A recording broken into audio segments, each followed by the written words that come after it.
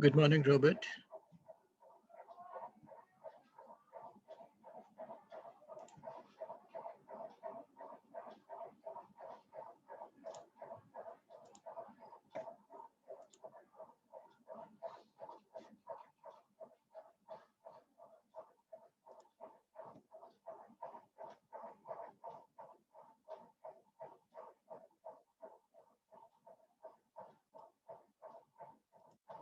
Hello. Hello, Good sir. morning. Good Hi, morning, ma'am. namaste. Actually, अच्छा.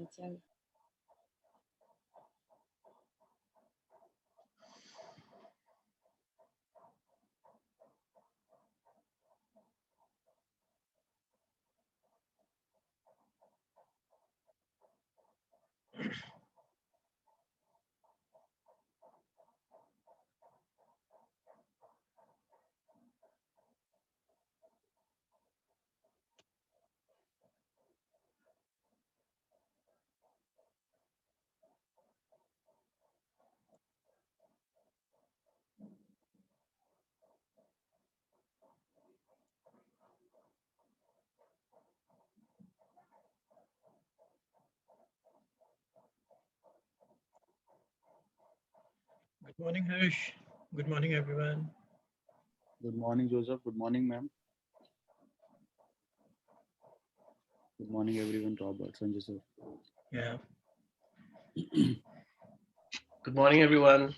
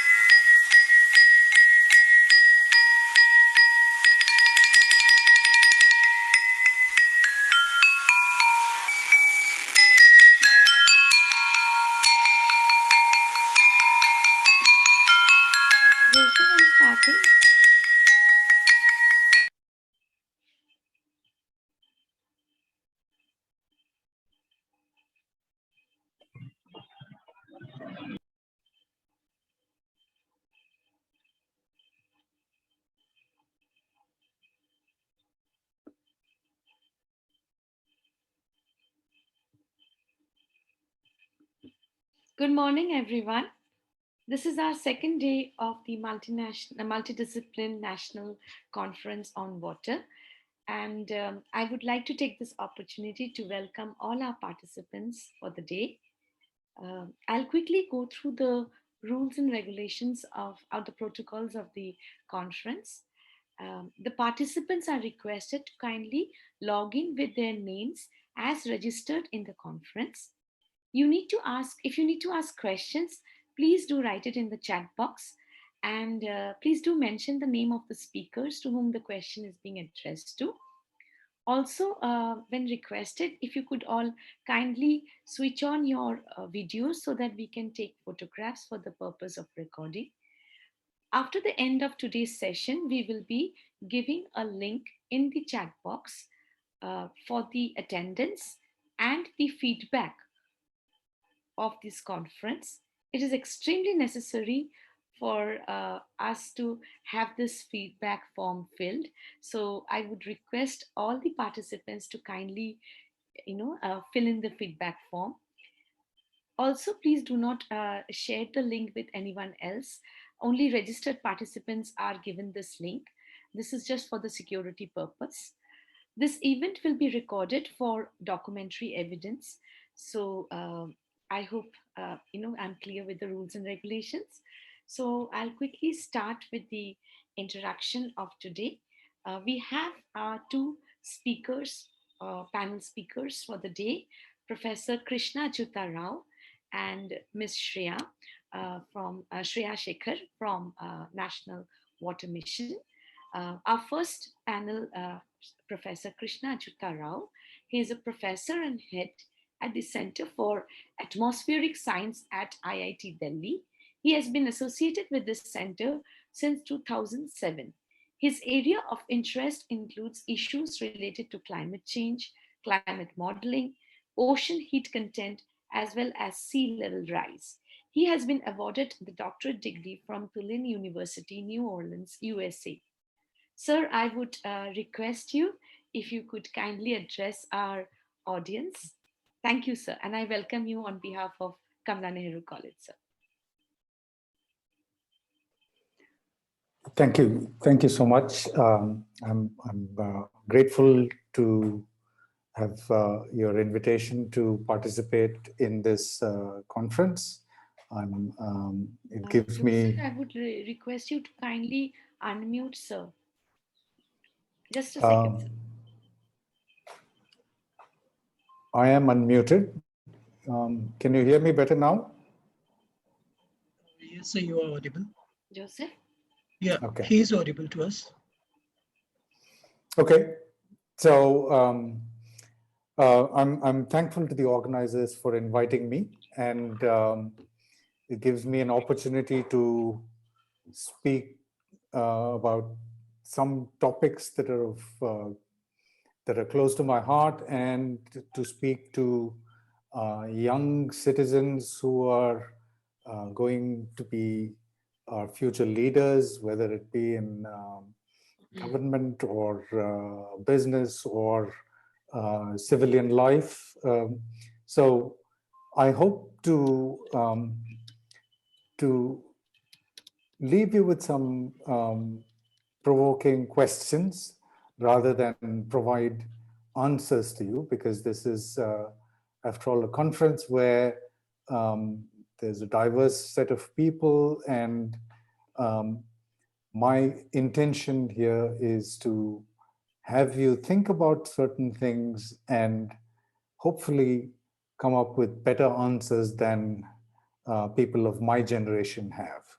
So I'm going to share my screen so that I can show some slides. So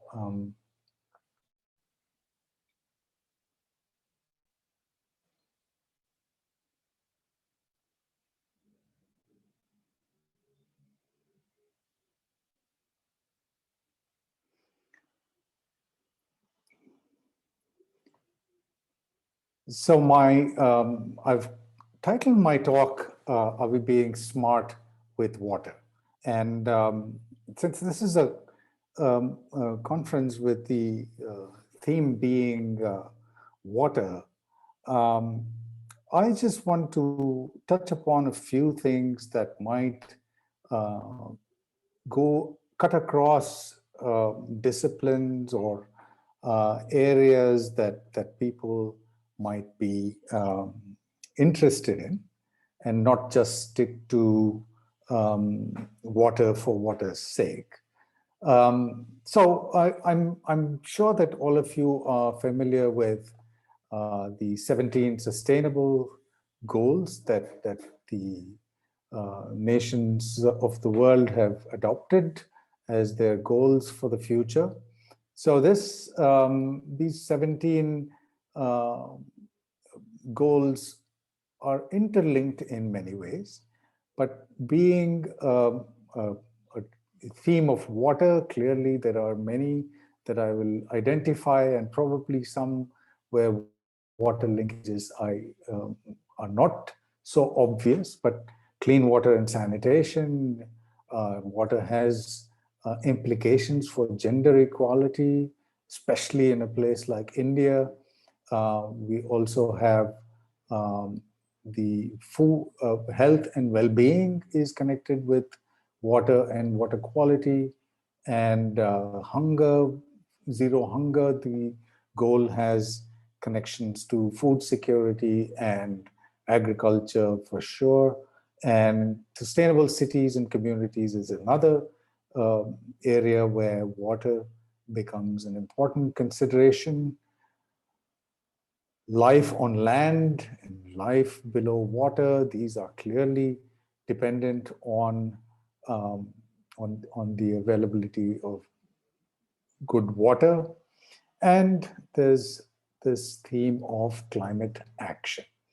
My own work is connected to climate and climate change, as I've been introduced. So some of what I will say will connect to climate, but under the broad ambit of water.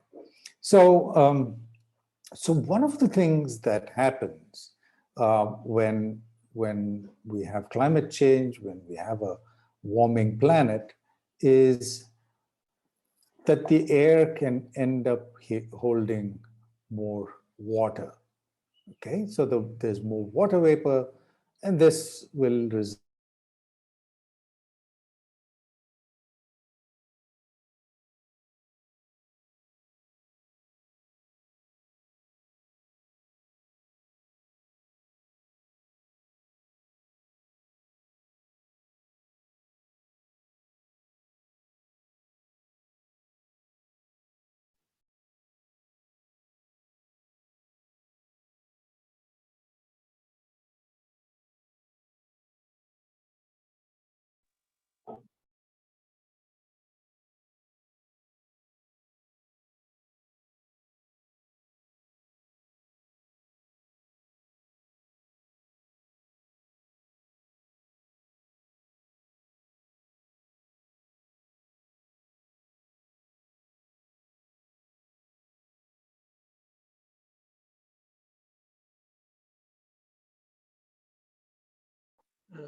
Purna ma'am, Yes. uh, Saurabh, we disconnected? we seem to have lost connection with us, sir. Okay, we'll just wait, for his connection. Yeah, I think he's joined back. Saurabh joined back.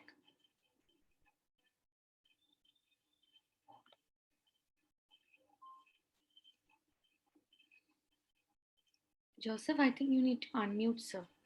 Yeah, I'm doing that. Yeah, he's back. Yes, thank you.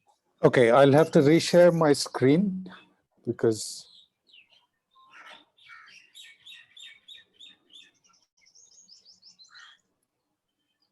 okay, as I was saying, the increased rainfall due to climate change is something that has already started affecting many cities in India. And it's also that over all of India, there's been an increase in floods. And this is again related to having more rainfall occurring over various parts of India. So this is I won't have too many such graphs, but just so you see what people have shown recently is that although there's a decrease in the number of people who are dying, the deaths per million per year has been decreasing, but the number of events per year that that we've seen over the last 50 years or so has been increasing. And this is partly connected to climate change, but there's another aspect to this, which happens to be that we are doing things to our environment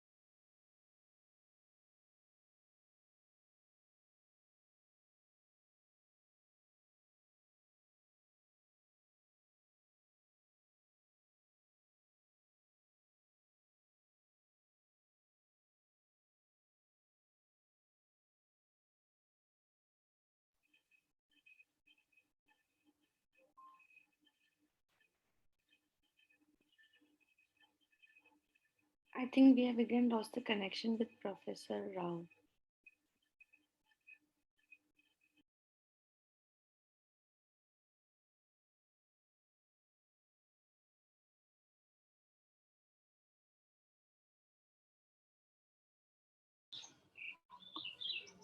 My apologies. It looks like I lost connection again. Yes, sir. You can continue, sir.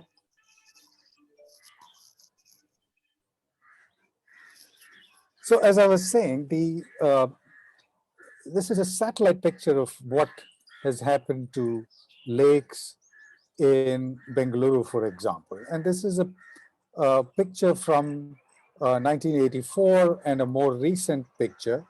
And you can see that all of these little white patches, which used to be little lakes and ponds, which actually perform the function of having excess water from a strong heavy rainfall event go in and provide a place for the water to run off.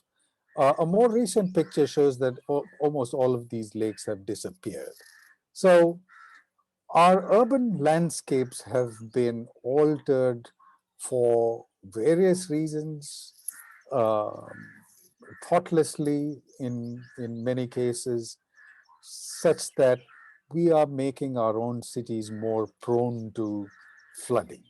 So this is something that needs to be addressed, and we need to understand how our own actions are affecting, first through climate change and next through creating the conditions where we end up with flood-like situations.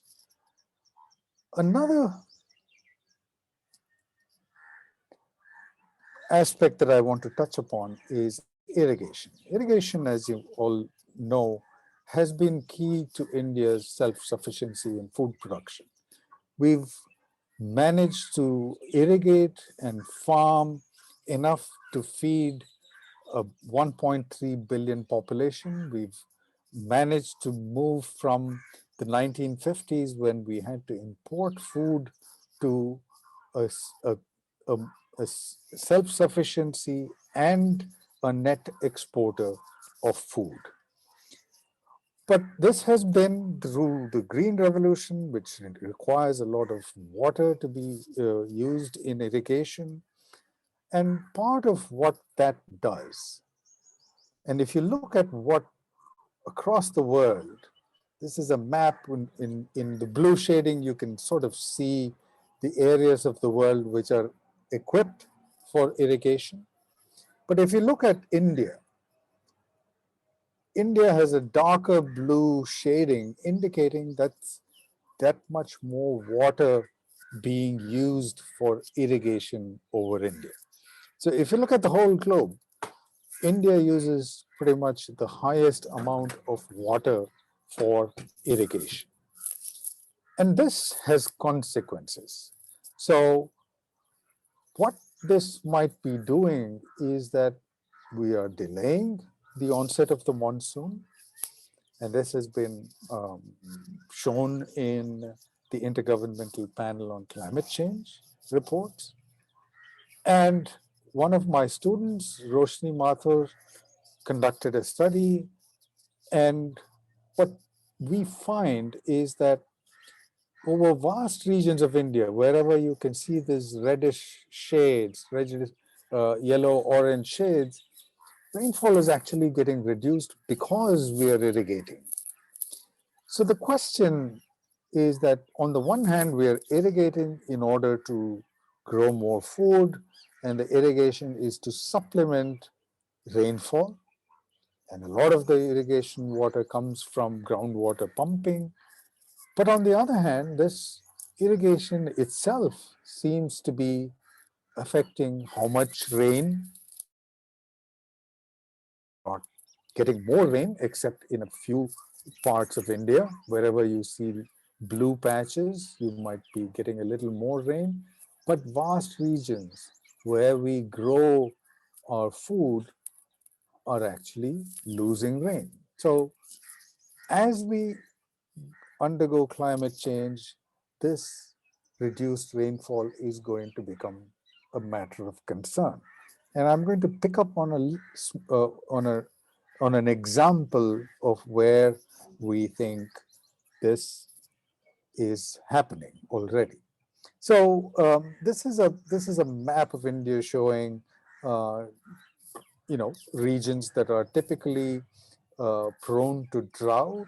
Uh, these darker green regions are typically drought prone. You can see that vast regions of West Central India are really prone to various grades of drought, moderate or severe to extreme drought.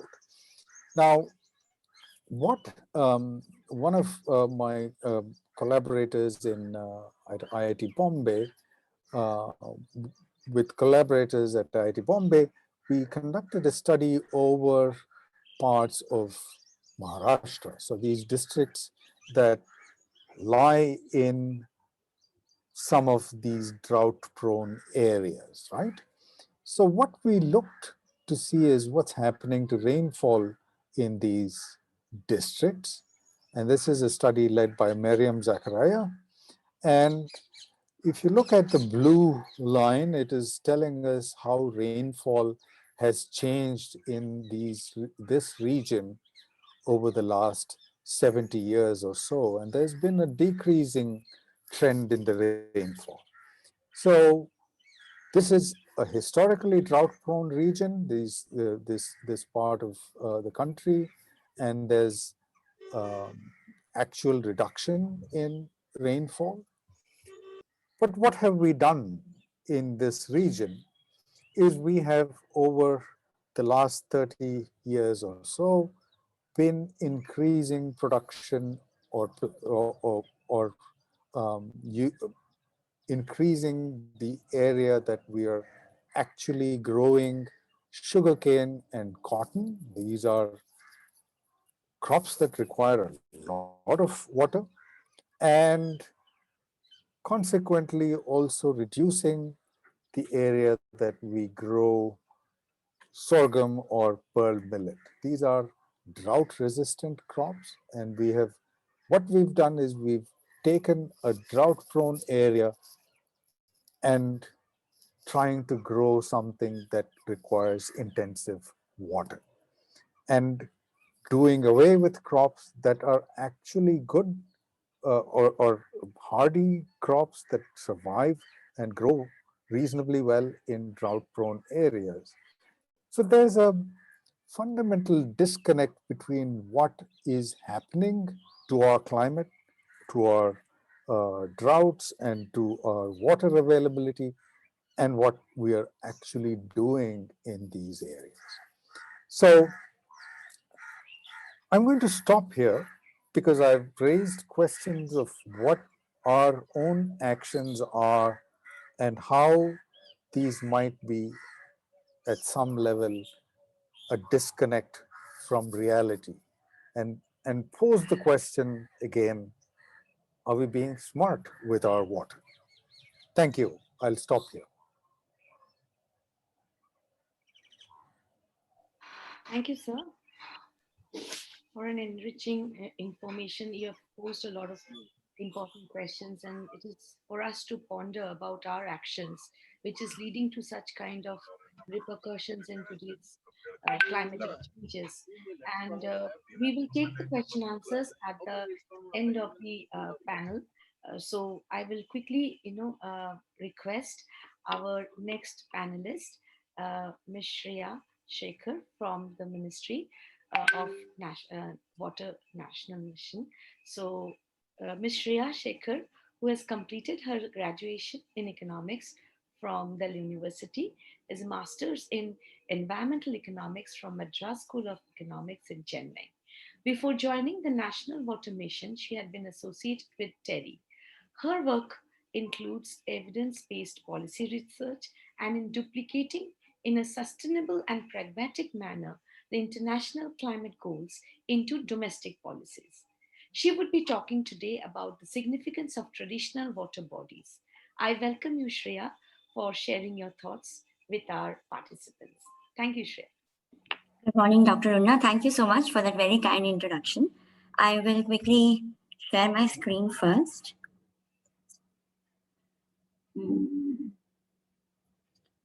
Yeah.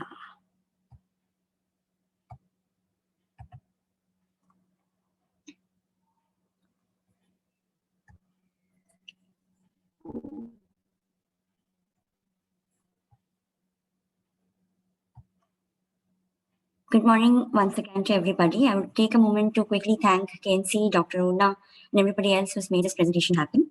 And for all the participants and students who've tuned in and taken the time.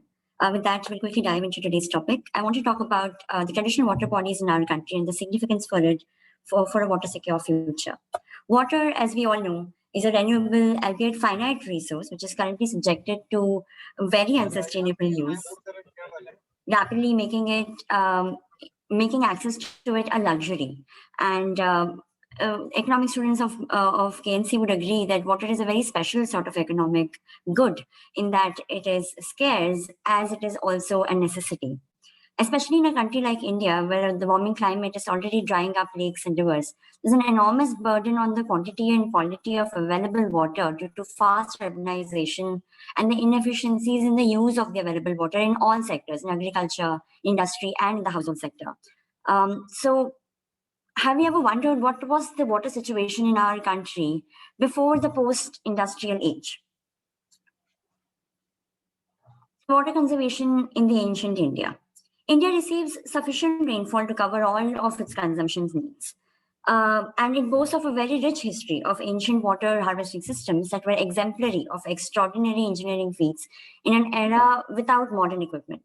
Spread over time and space, there are many accounts of robust systems found through excavations and other archaeological evidence of the practice of water conservation in ancient India.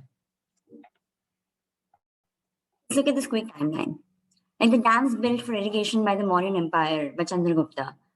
Sophisticated examples of hydraulic floodwater harvesting systems comprising of 3 percolation tanks in Sringaverapura, which is near modern-day Allahabad, and the largest man-made lake spanning 65,000 acres by King Bhoja and Bhopal. And most notably, during the Chola dynasty, the Karikala Chola colony, which is still used, which is built across the river Kaveri. The list just goes on. I quickly wanted to show you these examples of traditional water bodies that still exist in our country. like the Ahar Pines of the southern Bihar, a system of reservoirs and embankments that have artificial rivulets leading off from them, or the Panam Keni, a cylindrical well made by the Kuruma, a native tribe of Wayanad in Kerala. The Zabu system in Nagaland that collected runoff from the hillsides and deposited them in man-made ponds. Or Bawaris, of course, that everybody has heard of, the most popular traditional rainwater harvesting system example, all over the northeastern and northwestern region in our country. Or the Aries, which are one of the oldest examples of integrated water management systems in Tamil Nadu, which can still be seen near temple complexes in the state. But not only these, there are examples throughout the country, everywhere. In Rajasthan, in UP, in Gujarat, in MP. The Keres in Karnataka, the Keni, like we discussed in Kerala, the Kuls of MP, the Domes of Assam, the Pemgaras in Orissa, Charus in Andhra. And not even our island nations have been behind. The Nicobar Islands, where we have the Shompen tribe, that live in a very rugged topography. They use split bamboo placed under trees that collect runoff from leaves into interconnected jack wells, allowing overflow from each of them to collect into a big man-made tank. I just wanted to give this example to demonstrate the amount of detail and precision used in these different ancient traditional water body systems that have existed in our country forever. Our team in National Water Mission even created a compendium of various traditional water bodies across the nation called the Stepwells of India, which provides extensive information on 75 different stepwells that pan across the northern and western regions of the country for anyone interested in a deeper dive. Urban India is being rapidly deprived of its water bodies with the increasing number of not so well planned cities, primarily due to the steadily increasing population in the big cities and consequently the demands on space and on water. As Professor Krishna Rao also mentioned during his presentation, we have indeed altered our natural landscape into an almost unsustainable extent. The obvious benefit of these systems, the traditional systems, is that the rainwater is stored and that it can also be used for various potable and non-potable purposes during dry seasons. But these are not the only benefits that we receive from these systems. Let's talk about the economic services, which are termed as the goods, which is the term used to describe the goods and services that have an existing marketplace and an existing monetary value attached to them. So, for example, the water bodies of our countries provide us with fishing and allied activities for consumption and non-consumption goods. For example, in a forest context, it would be timber that has a monetary value. But in water bodies, it's not just that the fishing and activities that provide with economic services, but there's also recreational activities like tourism and boating and bird watching and photography. And all of these attribute employment opportunities in and around a water body and its ecosystem. Let's talk about a different kind of services though, the ecosystem services offered by water bodies. So what are ecosystem services? They're used to describe the goods and services that we can avail from a natural habitat that may or may not have an existing market, which is why they're often underrepresented when we talk about the cost-benefit analysis for an infrastructure project, for example. Water bodies and wetlands provide very important ecosystem services. For example, they are very important sequestering grounds. So what is carbon sequestering? It's the process of absorbing carbon back from the atmosphere. So glaciers and oceans are good carbon sinks. Similarly, wetlands, which contain about 35% of the global terrestrial carbon. Pollution abatement, they filter out sediments and pathogens for the flora and fauna around them. They reduce the impact and the intensity of floods, like Professor Krishna also pointed out. They are biodiversity hotspots. They provide habitats for a plethora of animals and birds, many of them species that we have not discovered yet. And groundwater recharge. This is also a very important aspect. Ecosystem services that involve artificial recharge are something that have existed throughout our history of water harvesting.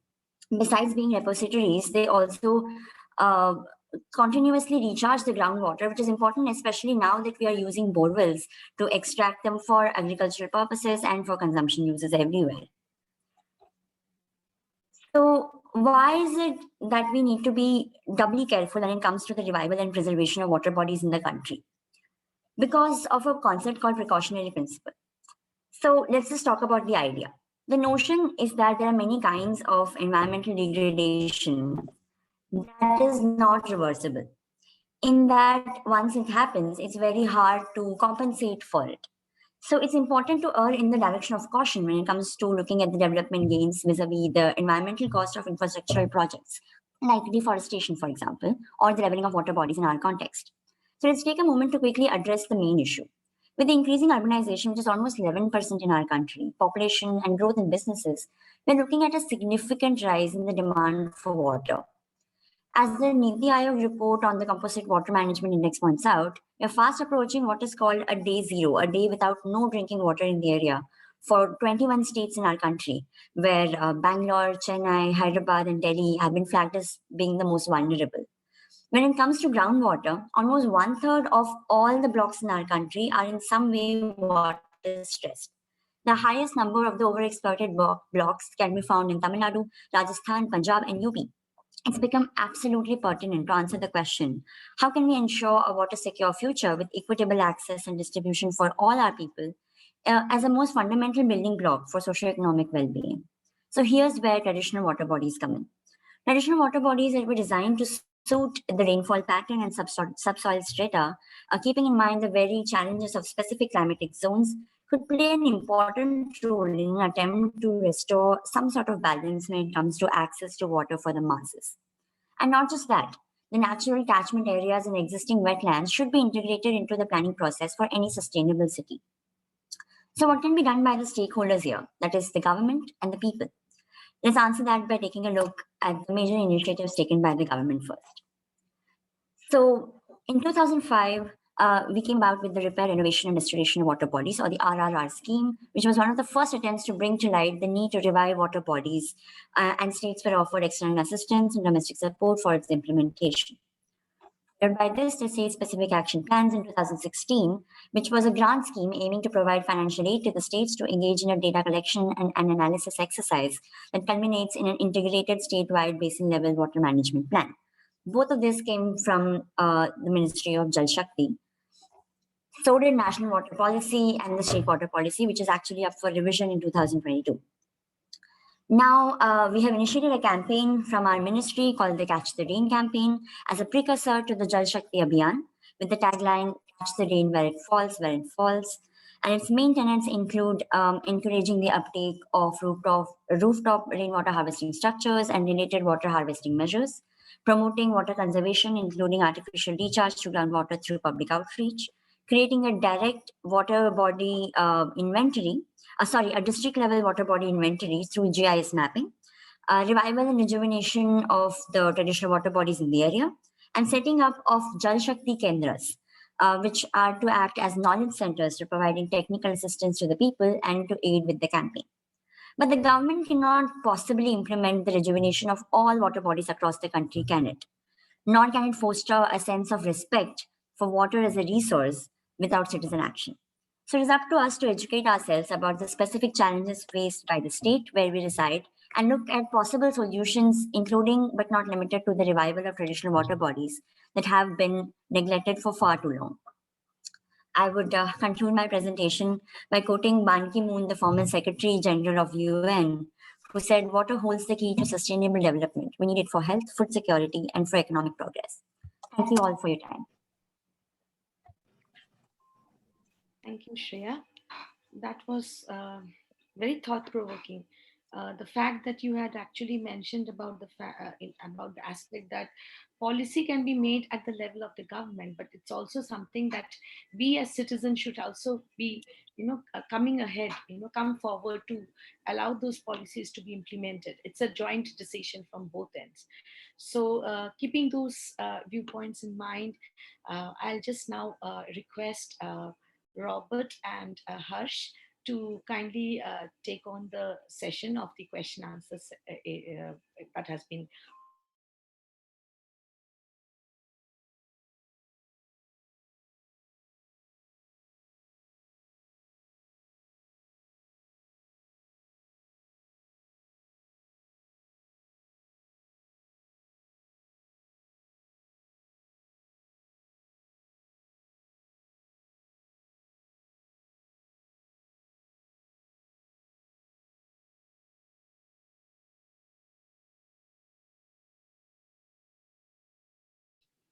Right.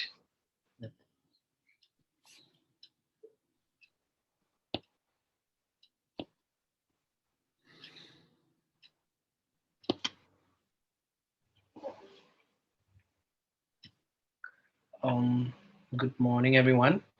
We we have one question from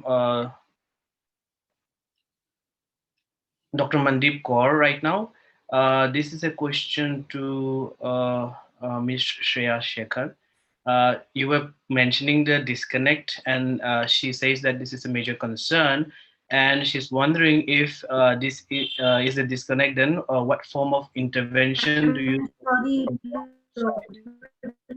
this for Mr. Krishna. I think the Yeah, question I is think posed for Dr. it's for Krishna. Professor Krishna. Because he was mentioning in the end Okay, that the disconnect. okay. Dr. Mandeep Kaur, could you please address instead directly? Because it ended up that the kind of production we are and are actually not relevant to the kind of water levels. I think somebody is muting me continuously. I think. Am I audible? Am I Yes, audible, please? Dr. Mandeep, Okay, you're I want audible. to- Yeah.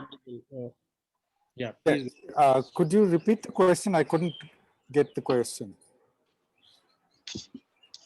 Yeah. So I'm repeating it again. In the end, when you finished up your presentation, a very insightful information came up with your research, which said that the food production that is made is not of water. So the drought areas might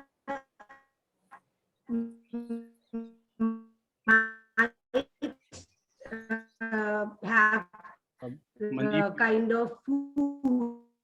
yeah. Mandeep, ma'am, I think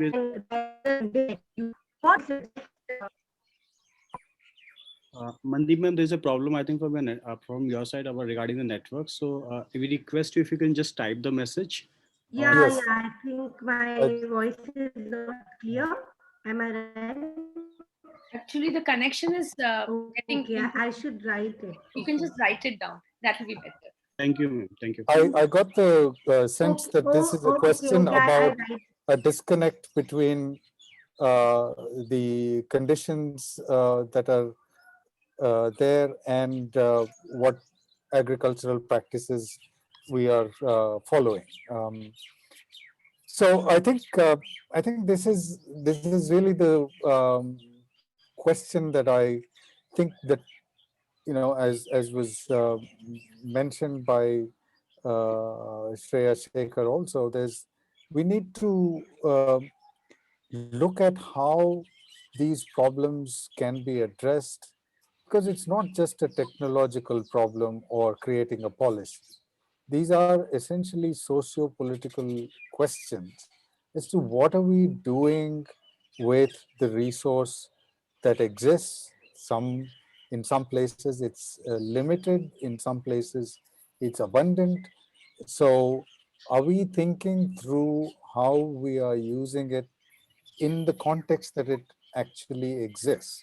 Because it shouldn't be very difficult to imagine that something that is a water intensive crop can be grown in a region where your resource is abundant, but not in a region where it is a scarce resource. So these questions are actually not, I mean, this research is not new. I'm not the first person to bring this up. It is just that these questions of the disconnect between what actually happens and what should happen is never debated beyond certain circles.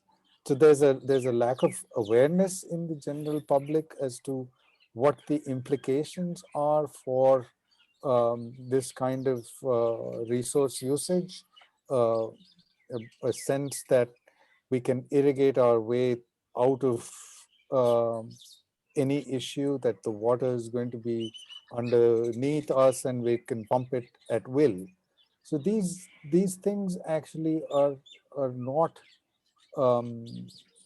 not widely enough known and understood and debated, so that we look at this as a long-term question and not just something that the government hands down a policy and we run off and implement it. It would be nice if it were so simple, but these what crops are grown where, what incentives are given, what subsidies are given to farmers or other people, to not just for irrigation but also land developers in cities. Those are all socio-political questions that need a wider debate and addressing, and not just policy that is handed down for others to implement.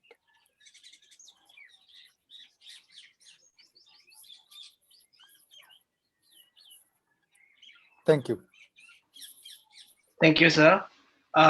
Is there any other question from anybody else, please? Students can also ask questions.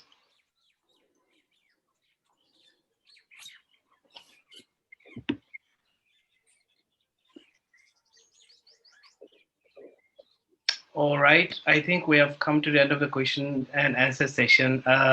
And also we have to move on to the faculty presentations now. So Una, would you please take over? Thank you very much.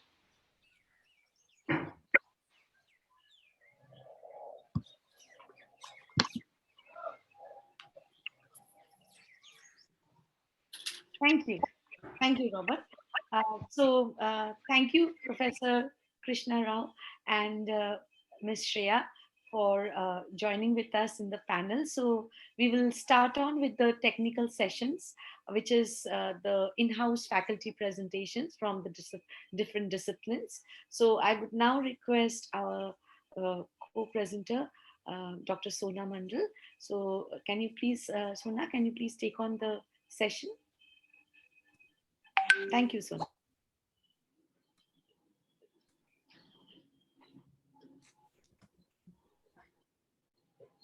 Thank you, Urna. Welcome to this technical session. In this session, we have faculty presentations by different departments. And given the multidisciplinary nature of water, we have kept it open to all faculty, all departments across different colleges. In our first presentation, we have Dr. Ritu Sharma and Dr. Sharmishta Malik. I request them to share their PPT and make their presentation.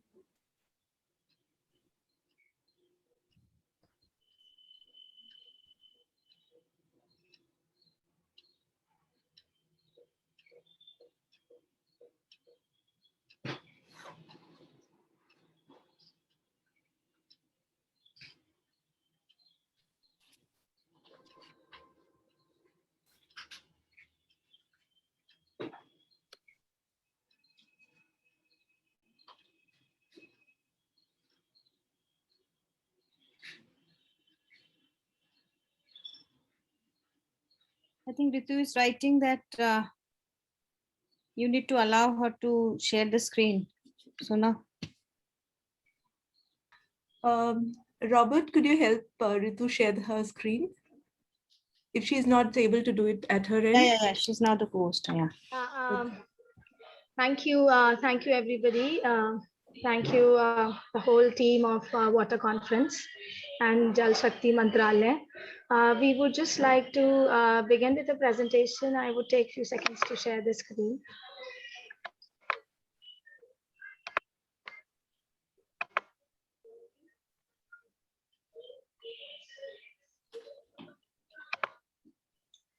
Is it visible? Yeah.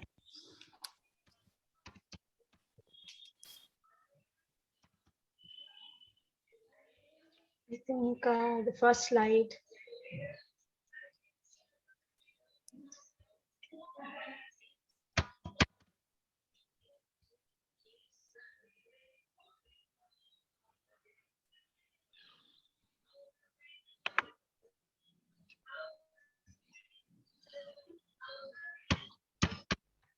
Yes.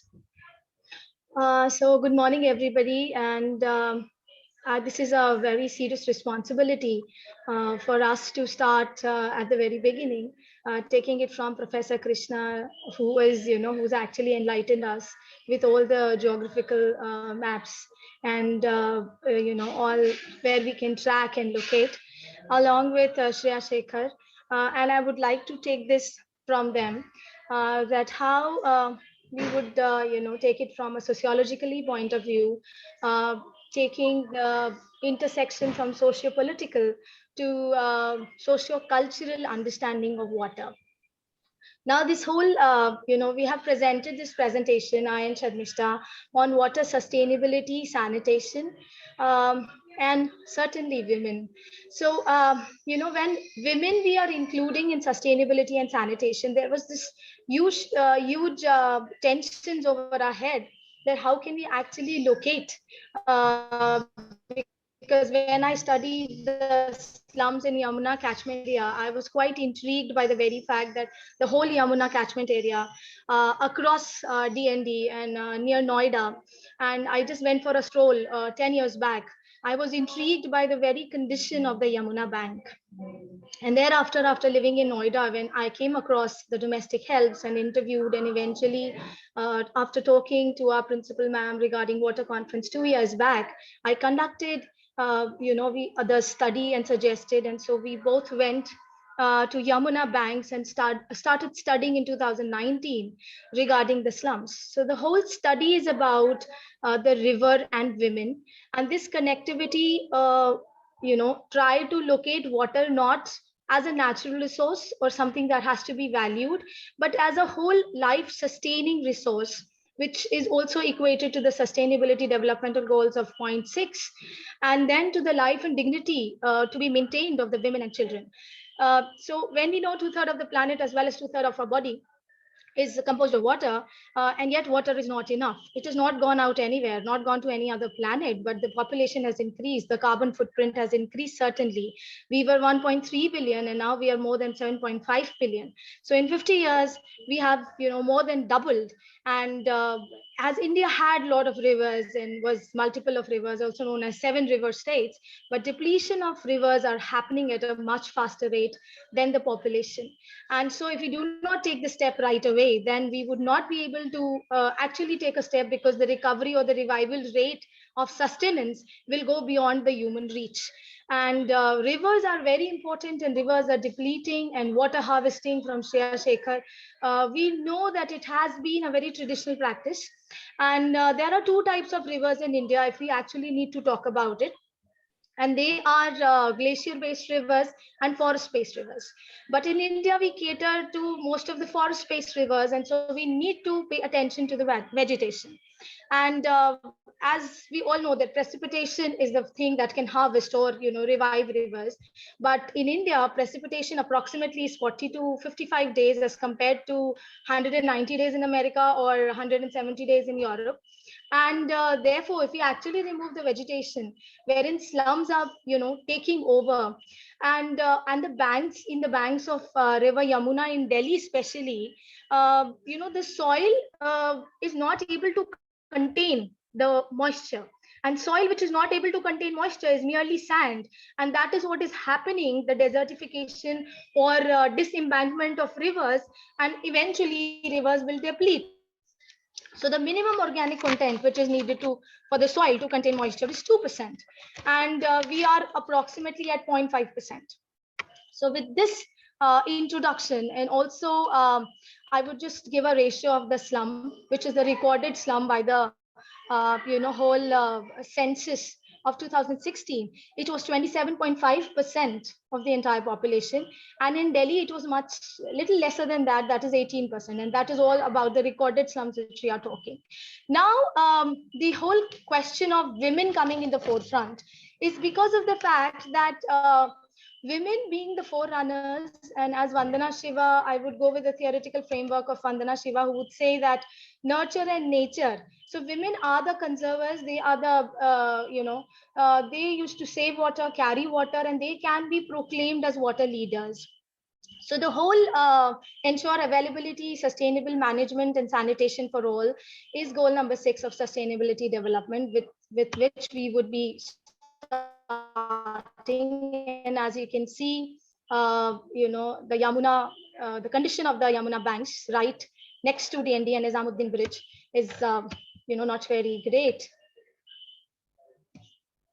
So the whole abstract is to unravel the dichotomous relationship of labor with nature, and the outside approach to Anthropocene man and water complicates further the situation. The focus of the study is to initiate willingness and initiative in the long run unlock period, and the whole relationship of the cultural construct, which needs a behavioral change not only amongst the community but within, to approach these indigenous community coming from the villages, migrating to urban areas and urban hinterlands, and for appropriate newer understanding to build a socio-cultural study around these water bodies. Now, as you can see, I think, yes, human rights to water. So why women are affected in inadequate and sanitation sector is because of the cultural norms of female modesty. After studying and conducting interviews, I believe, Sharmishta, can you open the PPT? Sharmishta, can you hear me? Yes, yes, I can hear you. Yeah. On to certain slides. Yeah. Can you open it? I'll just a second. Sorry for the intervention. Yeah.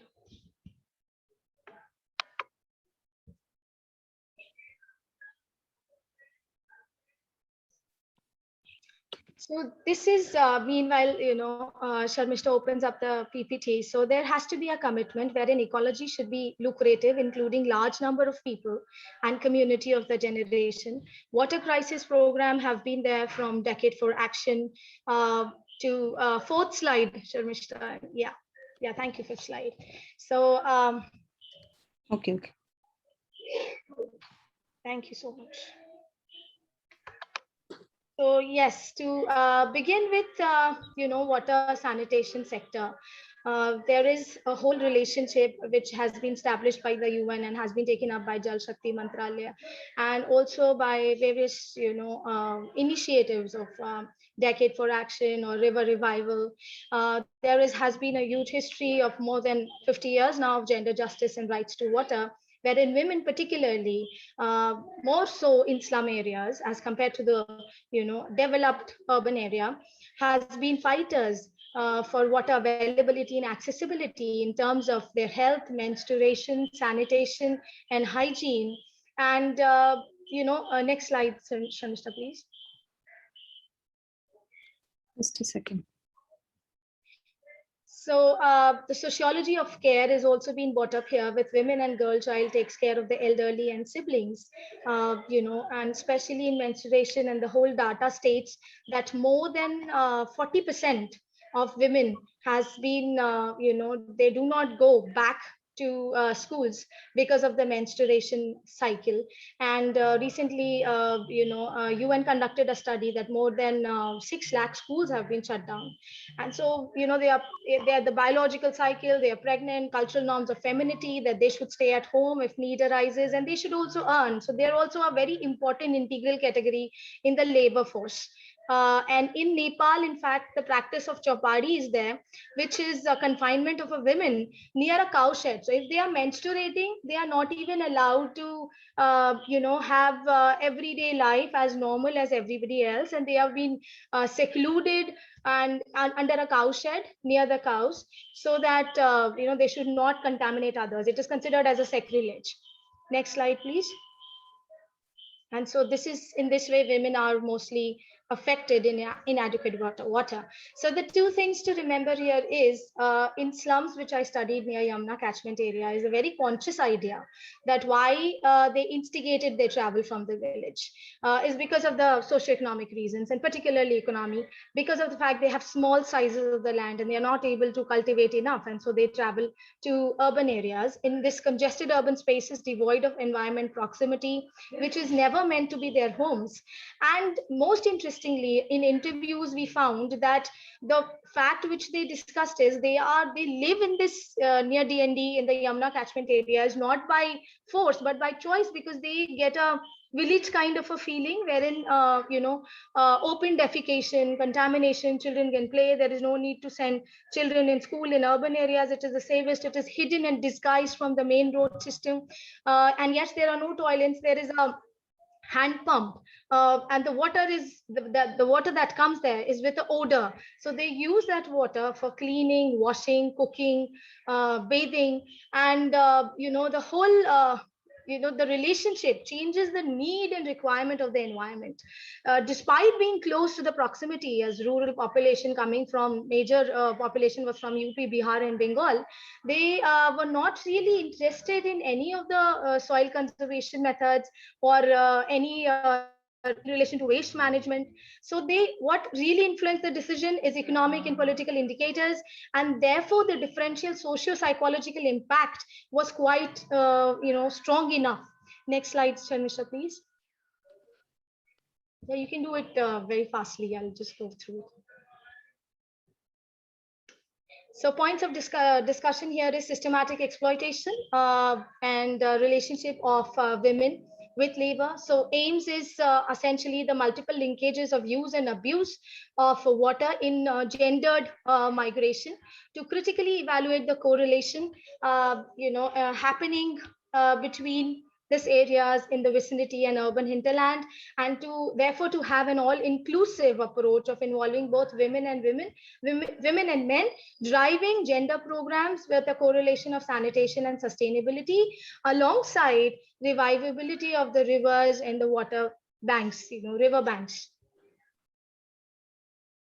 So the methodology I've already explained in little, that it is near the Yamuna River across TND, and more so when you go further to Noida. Fieldwork was conducted in breaks in 2019 to 2020, and this is a pilot study which was taken earlier. And with pilot study, we got to know that there is a lot of gender issues alongside that, how the embankment area of Yamuna is being abused and not treated well, which could have been looked at from the other vantage point, from the more ecologically harmonious relationship could have been developed. 40% out of 100 respondents, 40% were there who were residing and who were not worried about their children going to schools or not, or even about the ecological. 20% make shift catchment area. They were indulged in growing little crops and plants and everything. So they were from Uttar Pradesh, Bihar, and very small minuscule population from Bengal. And the socio-economy of that area is that there were 100 juggies in totality, out of which they used to pay three kinds of rent: 300, 500, and 800. And the contractor used to every time come before the collector's visit and used to say that you just declare that you build these juggies on your own. If you admit and confess that you have been rented out, I would throw you out. So this is the whole political economy of the cultural background which has been built. And this all came out when there was a PIL, when Mayavati Park was being constructed, and 6003, around 6,000 trees were being cut down. And so this illegal catchment area, and because of the very fact it is illegal, they are not able to raise voices. They are not mainstreamed. No proper toilets and sanitation has ever been available to them because of, and therefore they are into open defecation, low sanitation and hygiene. Next slide.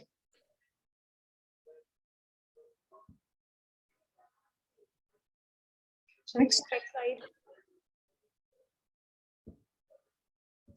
Yeah, so key findings is the whole model is sociological cum economic model, and with the hypothesis of positive correlation between women and nature to reinforce social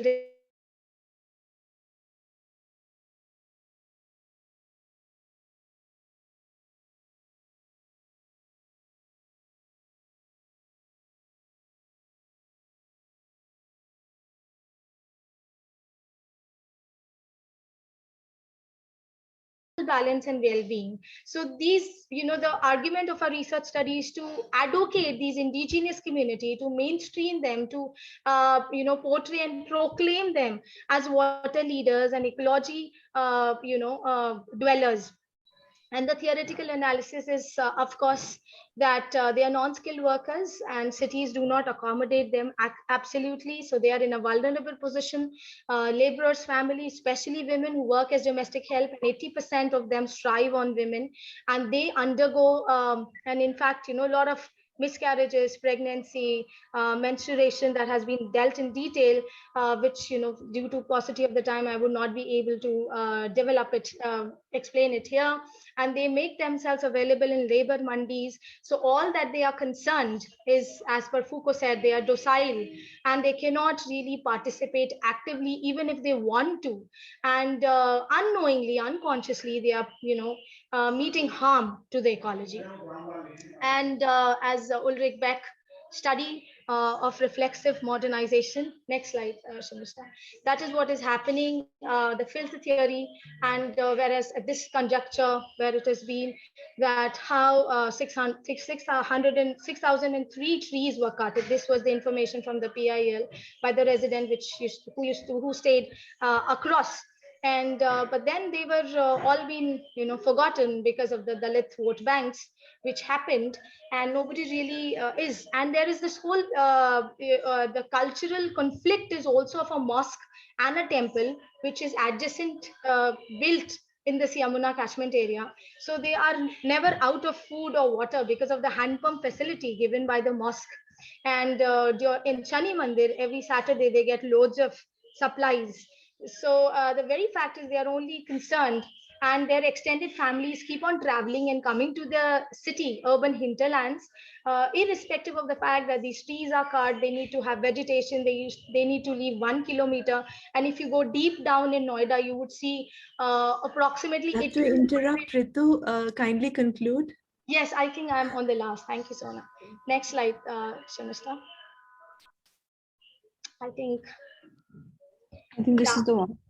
So what we want to argue is the whole relationship to mobilize and include these slum dwellers, these laborers, and to look into the sanitation of women and children in regard to river repletion. And we should actually look into the whole Yamuna as a revival, because Yamuna has already been declared as a dead river with it's a sub-basin of Ganga, but it has lost a lot of its tributaries. And even after treatment, scientists have declared it that it would not be able to, it would not be good for drinking or using it. So the whole point is now we need to start a mission action for Yamuna revival. That is what I want to argue here, taking these indigenous populations, especially women, as conservers and water leaders. Thank you so much. Thank you, Dr. Ritu Sharma and Dr. Sharmishta Malik, for such an interesting presentation, highlighting the gender aspects related to the problem of water, and how women can play a key role. I mean, they are crucial to solving the environmental problem. So thank you for putting it across. Now, next we have Dr. Jyoti Raghavan and Dr. Ramesh Aroli from Department of Journalism. I would request them to make their presentation.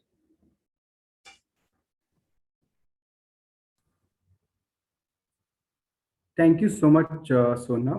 Hope I'm audible. Am I audible? Yes, you are. Please continue. Yeah, thank you. Thank you. Yeah. You're audible. So, yeah. Let me share the PPT. Sharing.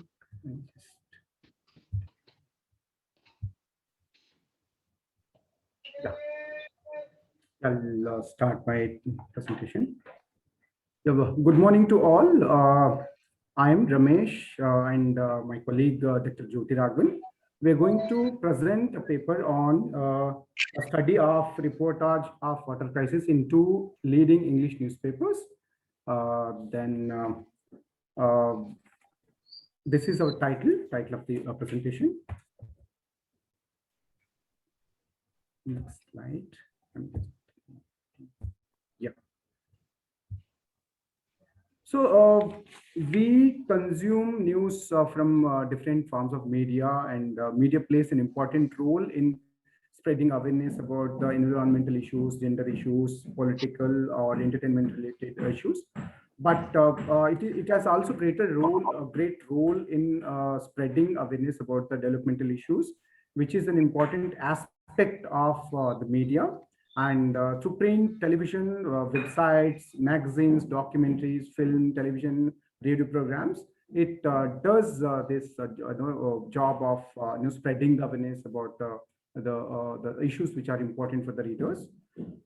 Then what role actually media plays in a society? It is like, media provides a forum where developmental issues affecting the national or communities, they are reported and discussed widely.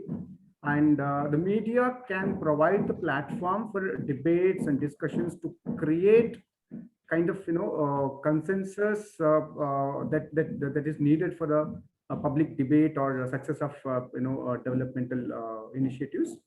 But the topic that we have selected for today's presentation broadly comes under the development communication. So development communication, we mean to say it is the process of intervening in a systematic or strategic manner with either media. It may be any form like print, radio, telephony, or video and internet, or education, for the purpose of positive social change in the society.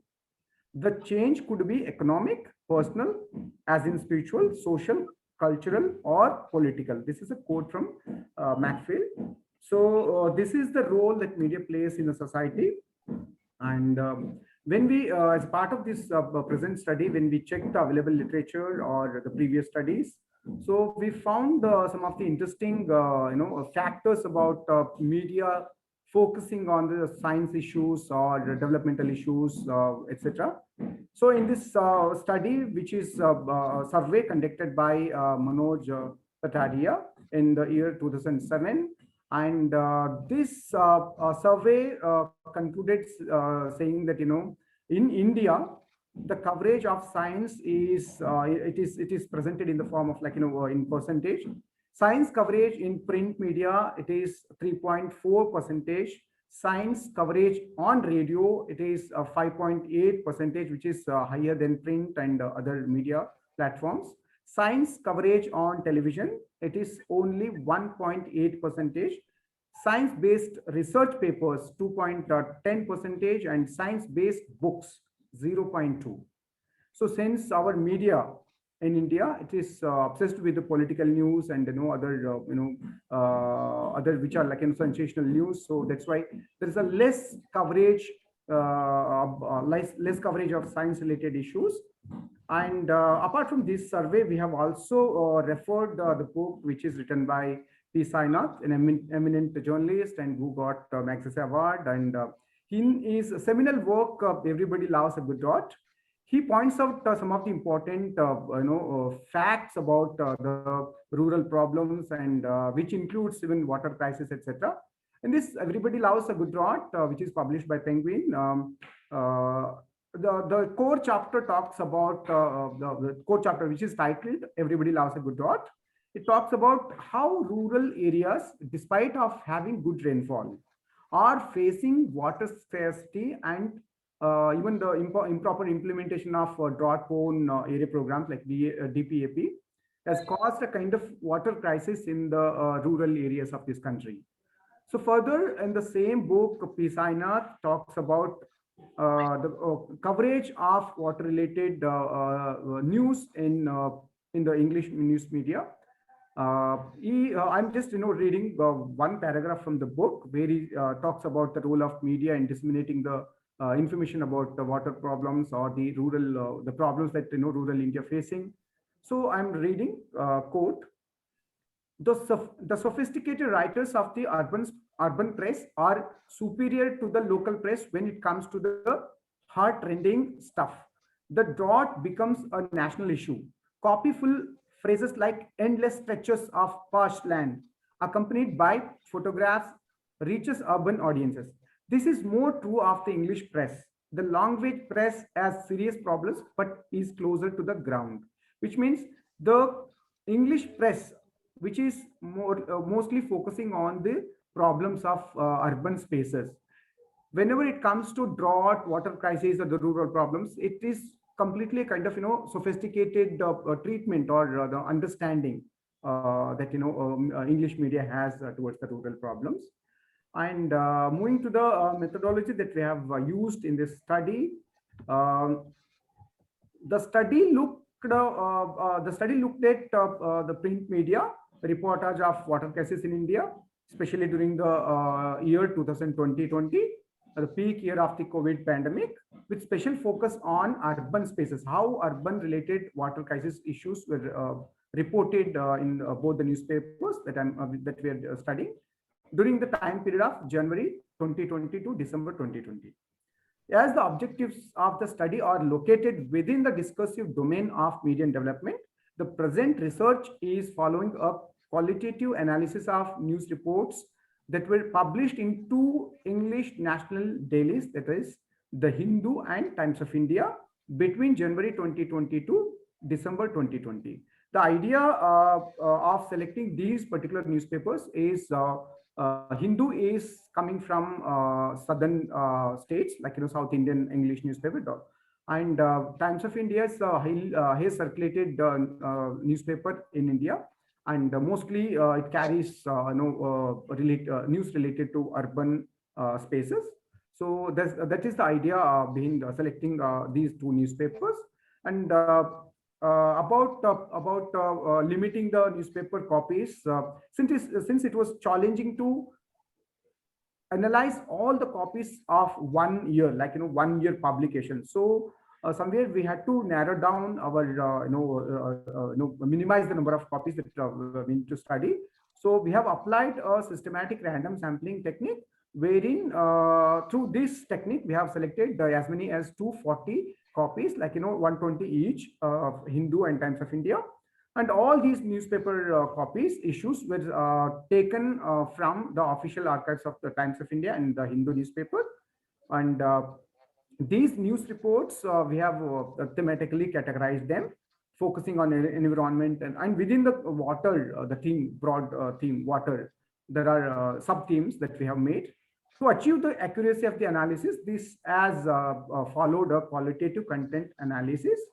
And coming to theoretical framework that we have used for this present study, since this topic, this study problem fits into the theoretical framework of development communication, where the media, both print and broadcast, facilitate in dissemination of information and help the people to be aware about and develop a consensus upon important national and international developmental issues. So that's why we have used development communication as a broader area to understand this water crisis.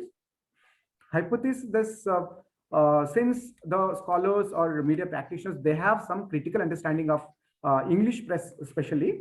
So we have taken hypothesis that the issues related to water crisis have received adequate coverage in the mainstream English dailies, that is the Hindu and Times of India. Coming to the facts about the water crisis in India. So these are these few reports that were published in Times of India, and we have taken data from Niti Aayog, which has given a kind of a timeline forecast about water crisis that are that is going to come in the future decades. So this is the timeline forecast. It predicted, like in 2019, as it Niti Aayog rightly pointed out. Almost Chennai, because of mismanagement of water, it has many localities of Chennai had to face severe water crisis, and it proved, like whatever report was given by Niti Aayog in 2019. In 2020, 21 cities, including Bangalore, Delhi, Hyderabad, completely they turned out of run out of groundwater. And in the future, in 2030, 40% of Indians will have no access to drinking water. So this is another fact that that is coming from the Niti Aayog report. By 2040, there will be no drinking water in almost all Indian cities. So these are the facts that are coming from the report. And another, this is the report which is taken from the Times of India newspaper, dated June 17, 2019. These are the visuals coming from urban spaces, how especially the slum dwellers or the areas that the people face, like in working class communities, they face the water crisis during the summer summer days. Moving to the next slide. Some newspaper clippings. Deccan Chronicle also carried the story on especially the rural area faces water crisis during the summer because of improper method of water preservation. And urban spaces, so every day there is a report about lack of water supply in areas or contaminated water, etc. So these are the few examples of news reports that are carried in the newspapers, Times of India, Chronicle, Hindu. And coming to the few more details. So according to the economic survey of 17 and 18, India's water crisis triggers including rapid groundwater depletion, decline in average rainfall, and increasing dry monsoon days. This report is from Times of India, June 21, 18. India faced the worst water crisis in its history, and 21 Indian cities will run out of groundwater by 2020. This is the same report which I mentioned earlier.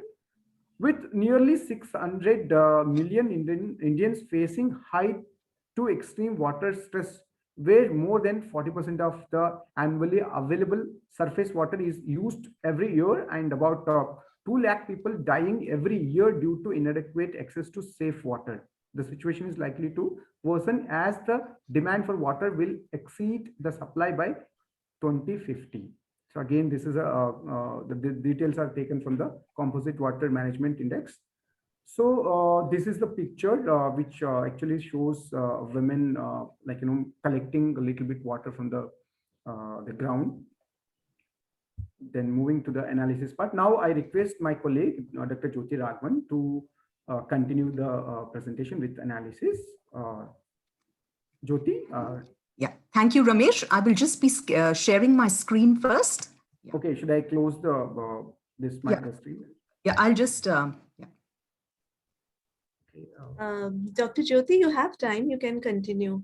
I mean, there is no time constraint as such. Yeah. All right. Okay. Thank you so much. Yeah. Are you able to see my screen, please? Can you see the screen, please? Yes, Jyoti, we can see the screen. Okay. Yes. Thank you so much. Good afternoon. This is Dr. Jyoti Raghavan. I'm continuing the presentation now. So I will now present the qualitative analysis and findings of the news reports on the water crisis published in the leading national dailies, the Times of India and the Hindu, during the time period of January 2020 to December 2020. Now, the broad themes that were covered in the reportage pertain to drinking water supply in different parts of the country, action plan for protecting water bodies, water contamination, channeling of wastewater from rivers to help water-starved villages in different parts of the country, concern over the use of drinking water to water cricket fields where there is shortage of potable drinking water, water disputes between states, rise in water consumption after COVID 2019, and heavy rainfall and fear of COVID-19 spread. And there was another interesting story about how the Bureau of Indian Standard Scientists are taking a bribe to grant license for packed water. And mind you, this happened during the COVID crisis and was widely reported both in the Times of India and the Hindu. Continuing with the themes, there were other themes like assurance of safe drinking water supply during the Bihar elections, and Best Water Warrior Award, which was a feature story, the Hyderabad floods, how children drown in the water body. So these were some of the interesting stories that were figured in the different the newspapers, the Times of India and the Hindu. Moving on to the next slide. So we're looking at now the two newspapers basically gave in-depth reports on increased water use during the lockdown in different parts of the country. And we're looking at the emphasis was given to reduce, reuse, and recycle water. And it was noticed that due to COVID-19, there was a rise in water consumption and also the fear of COVID-19 spread. Now, an interesting item that was covered in both the newspapers on World Water Day 2020 was the message which was clearly given out by both the newspapers. Let there be water. We need community-driven measures to conserve the natural resource. The continued encroachment of our lakes and waterways has to stop. Now let's go into the zone-wise topical issues that were covered in the reportage of the Times of India and the Hindu. So we are looking at the different zonal coverages. Looking at the northern states first, one of the most interesting stories that was there was how the Himalayan towns are facing increased water insecurity in the wake of inadequate urban planning, coupled with a rapidly changing climate. And there was also another interesting story about how the National Mission for Clean Ganga, an arm of the Jal Shakti Ministry, has forwarded a plan to the ICMR to undertake clinical trials and examine if Ganga water can be used to treat coronavirus patients. Now, this was another story which was basically covered in the Hindu and the Times of India. Coming to central India, Madhya Pradesh basically had a very interesting story about how they have drafted a right to water legislation that promises a minimum of 55 liters a day per person to the state's 76.2 million residents. So this was a very important story about the right to water legislation. Coming to the Northeast and West Bengal, and one of the major stories that hogged the headlines was corruption in granting licenses to private packed water suppliers in Bengal. In the western part of India, we found stories from Gujarat, Maharashtra, and Rajasthan on water consumption rise during the lockdown and related issues. And there were also very touching stories of how migrant workers were given water by the volunteers. And this was also covered both in the Hindu and the Times of India. Now coming to the southern part of the country, and we find that the major stories that emanated in the south pertain to Krishna River water sharing dispute between Andhra Pradesh and Telangana. And a very good story was that of the Kaleshwaram lift irrigation scheme, which crossed a milestone on May 29, 2020, when water was released from the Kondapurchamma Sagar project, the highest point in the KILIS in Telangana district. So this was a very important story from the south. Now let's come to the overall findings of the analysis of the reportage in the Times of India and the Hindu. Now, one of the things that we found that consumer complaints were basically addressed in the newspapers about the different problems related to water during the period of course, COVID-19 2020, when we covered this particular period. There were a lot of complaints from the consumers, which was recorded in the newspapers. Reportage, however, did not reflect specialization in the environment beat, but very general accounts of the water crisis and water logging were reported in both the newspapers. Of course, Hindu was still more in-depth than the Times of India, because in the Hindu newspaper, you had a number of features on the water crisis besides reports, and these were very comprehensive, touching upon problems and solutions to the water crisis. And Hindu carried special stories under the title of Society on people working towards spreading awareness about the importance of saving water. It appeared on November 19th. Citizen journalism was given importance in the Times of India on their website, comprising of photographs and accounts by members of the public. And the political conflicts between Haryana, Delhi, and UP governments over water sharing, water wastage, contamination were given coverage in the Times of India, while the water sharing conflicts in the southern states of Karnataka, Maharashtra, Tamil Nadu, and Andhra Pradesh got prominence in the reportage of the Hindu newspaper. Now, there were less interviews with water experts, and there was more official news sources in the reports. So development experts and water experts should ideally be figuring more as news sources, and their views on development and water problem and water crisis would carry greater amount of credibility, but there were more official news sources in the reports in both the newspapers. In the Times of India, there were only general accounts of the water situation in the reports. but the plight of the poorer sections like the Dalits, the tribals, were highlighted in the special feature stories in the Hindu. Now, both the Times of India and the Hindu only focused on the north, the south, and western parts of the country. The northeast got negligible coverage on water-related news. Now, coming to the Times of India, it's given a lot of coverage to the urban spaces problem, water crisis in the urban spaces like Delhi, Bangalore, Mumbai, and Chennai, and lesser coverage on the rural side. You see, due to the rising COVID cases, both the dailies reported news about the importance of water supply during the pandemic. For instance, Times of India's report, which we've placed over here, shows how on 26th July 2020, this report, it explains how water consumption level has increased due to extra hygienic measures necessitated by COVID-19 in Ahmedabad. So this, of course, has been an overall situation. There was a lot of water consumption because people stayed home during the lockdown, and there was a rise in water consumption, which was covered in both in the newspapers. And Times of India has shown this very interesting cartoon along with its story from Ahmedabad.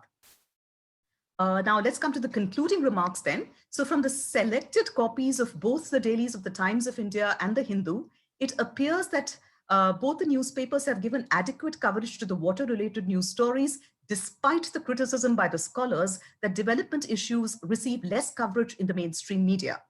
During our study period, the water supply in urban spaces, water contamination, rising water consumption during the lockdown, politicizing the safe drinking water during Bihar elections, and heavy rainfall in southern states have got more coverage in both the dailies.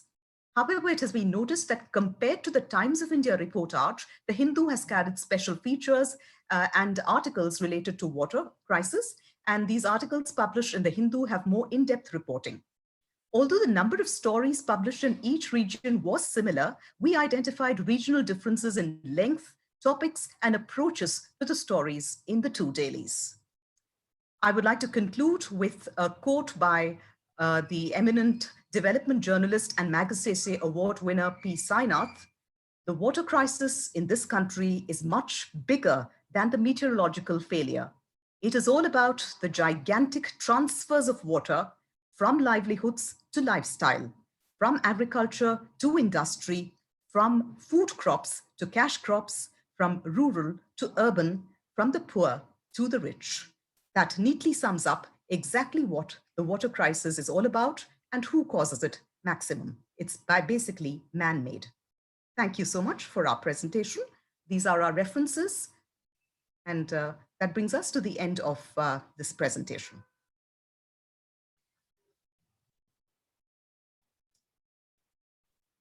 Thank you so much.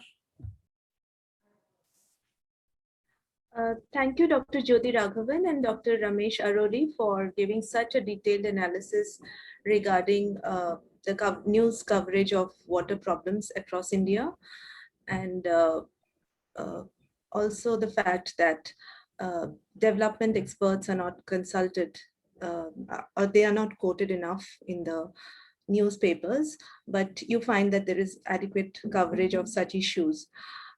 So thank you so much for this analysis. And next we have Dr. Gitesh Nirvan and Dr. Anish Chakravarti from the Department of Philosophy. So I request them to please present their paper. Yes, thank you. Can you hear me? Am I audible? Yes, you're audible. All right. I would like to share the screen before I start speaking. Just a moment.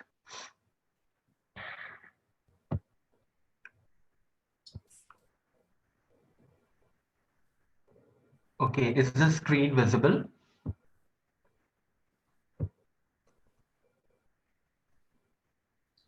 Is this? Yes, okay. it is visible. Thank you. All right. All right.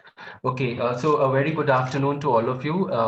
On behalf of Dr. Gitesh Nirban and myself, we would really like to thank the college and especially the conveners of this conference, Dr. Urna and Dr. Soma, for allowing, and giving us the philosophical, allowing us to have a philosophical interpretation of the theme of this conference on water. the presentation that we will be doing today will be concerning itself with water as a life element, and we would be bringing up some philosophical reflections towards it. Throughout the 2-day conference, we saw that there was an enormous amount of discussion, very relevant discussion on concerns about use of water, about water as a natural resource, water crisis, water seen as a basic necessity for a healthy future, its geographical, social, economical, and gender-related interpretations. In this presentation, however, we would try to make an effort to throw some philosophical reflections on and about water, which definitely are related to the issues that have been discussed. Now, when I say philosophical, I basically intend to mean that we would be discussing about the status of water as a life element, the idea or the concept of water as it plays the role in human lives in terms of reality. And also we would be looking up at the axiological significance of water as to what value the very the word water as a chemical, as a concept, as a therapeutic agent, as a resource is there in a metaphysical and moral sense in our lives. So to begin with the presentation, we would be mainly focusing on, we decided to focusing on the ancient understanding of the idea of the water. And for that, in this presentation, we thought we would introduce the attendance to the major conceptual understanding that is there in 3 ancient philosophical traditions, that is the Indian, Greek, and Chinese. So if you see water, of course, being such an important element as a part of our life element, which we know in many ways, has been dealt in enormous details in these ancient traditions, not just in lived life, but also in the form of understanding about what really is and what is its significance. So to begin with, the idea as it is considered, the water is considered in ancient Indian philosophy, it is referred to as Aap Dhatu in the ancient Indian tradition, particularly the ancient traditions, or Jal. And moving on to the understanding of it, water as its significance role has been considered as one of the most important element among all that has been recognized as the major constituents of life. So water in the ancient Indian tradition, particularly the Rig Vedic tradition, has been considered as one of the Pancha Mahabhutas. And the Pancha Mahabhutas, literally translating itself into as 5 great elements, has been a very, very important foundations, the base, the metaphysical base behind everything that has existed or has come into life. So the particular tradition, Ayurveda, for example, brings the 5 elements as the most important ones. And out of that, the liquidity is considered to be one of the most significant as a catalyzing agent for the development and the curing of life. So as per the Panchamahabhutas, we have 5 elements, which is Bhumi or earth, Aap or Jal, water, of course, Tejas and Agni, fire, Marut, Vayu or Pavan, that is air or wind, and Vyom or Shunya, which is the Akash or ether. So these are the 5 elements that has been recognized by the Indian traditions. Now, out of these 5 elements, water is the one which connects the ethereal element, which is the Vayu and the Akash or the ether, with the terrestrial elements, which is in case the fire and earth. And water comes out to be a very interesting, the essence of water lies in coming in between the 2 terrestrial elements, which is earth and fire, where fire is represented as an absolute idea of change, and earth as an absolute idea of stability and fixity. Water comes in between the 2 as an idea of both, that is fluidity. And this idea has been picked up by our ancient thinkers and rishis to be very significant, to use it as an aid or a tool for wisdom, to basically to learn and to perhaps be a better kind of a human being in the ways of the structures of our thinking. So if you see, there have been certain texts, I'm so sorry, there have been certain texts that refer to water as a very important element, and they, like, for example, in the Taittiriya Samhita, which is one of the ancient texts in the Sanskrit realm, we find it says, "Hail to you, divine, unfathomable, all purifying waters." So water has already always been considered as an element of purification. In fact, in the Rig Veda also, the Mandal 10, hymn 9 and 8, you find it says, "Whatever sin is found in me, whatever wrong I may have done, if I have lied or falsely sworn, waters remove it far from me." Now, the idea here is, of course, in one way interpreted as you see in the religion, is to see that the idea of washing away is very much a part of the body. But however, the interesting part comes here, that water is here used in a metaphorical sense. The fluidity of the water allows us, the property of the fluidity, the liquidity of the water is the essence that is actually seen in a metaphorical sense to make us understand that we can let go and move over things for a better purified states of existence, of consciousness. So we can shun away, we can move on, move away with the kleshas, the negative tendencies and afflictions that we have brought into us through the cleansing in the way water cleans and swipes away, the river swipes away the dirt and takes it all away with its swing. So these are the metaphorical interpretations that have been there and that made been and used by the ancient thinkers to show the relevance of water. Also, if you see, water also in the ancient traditions, particularly again in Taittiriya Samhita, in Rig Veda, in Ayurveda, in Charak Samhita, the texts are numerous. They also identify water as a mother. So if you see the last quotation here in the Indian tradition, they say, "May the waters, the mother, purify us." The role of water out of all the other elements has been related to the idea of motherhood, which is very, very significant. And I believe this is that I get fascinated enough. I got fascinated enough to bring this point out because as much as we know that the earth is considered to be the mother, water is also considered to be the mother, because it is a surviving agent. It is the agent which not just nurtures us, as of course like earth does, but it teaches us.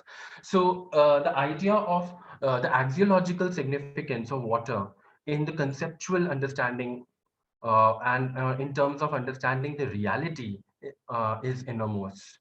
Now, moving on to the next understanding of what, to the next tradition, which is the ancient Greek philosophical tradition.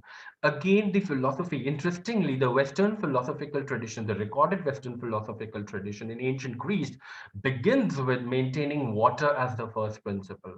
So unlike the Indian traditions, which regarded water definitely as one of the very important, holding a very important intrinsic value in itself, other than the Panchabhutas, in Greek, on the other hand, the debate started with the idea of water.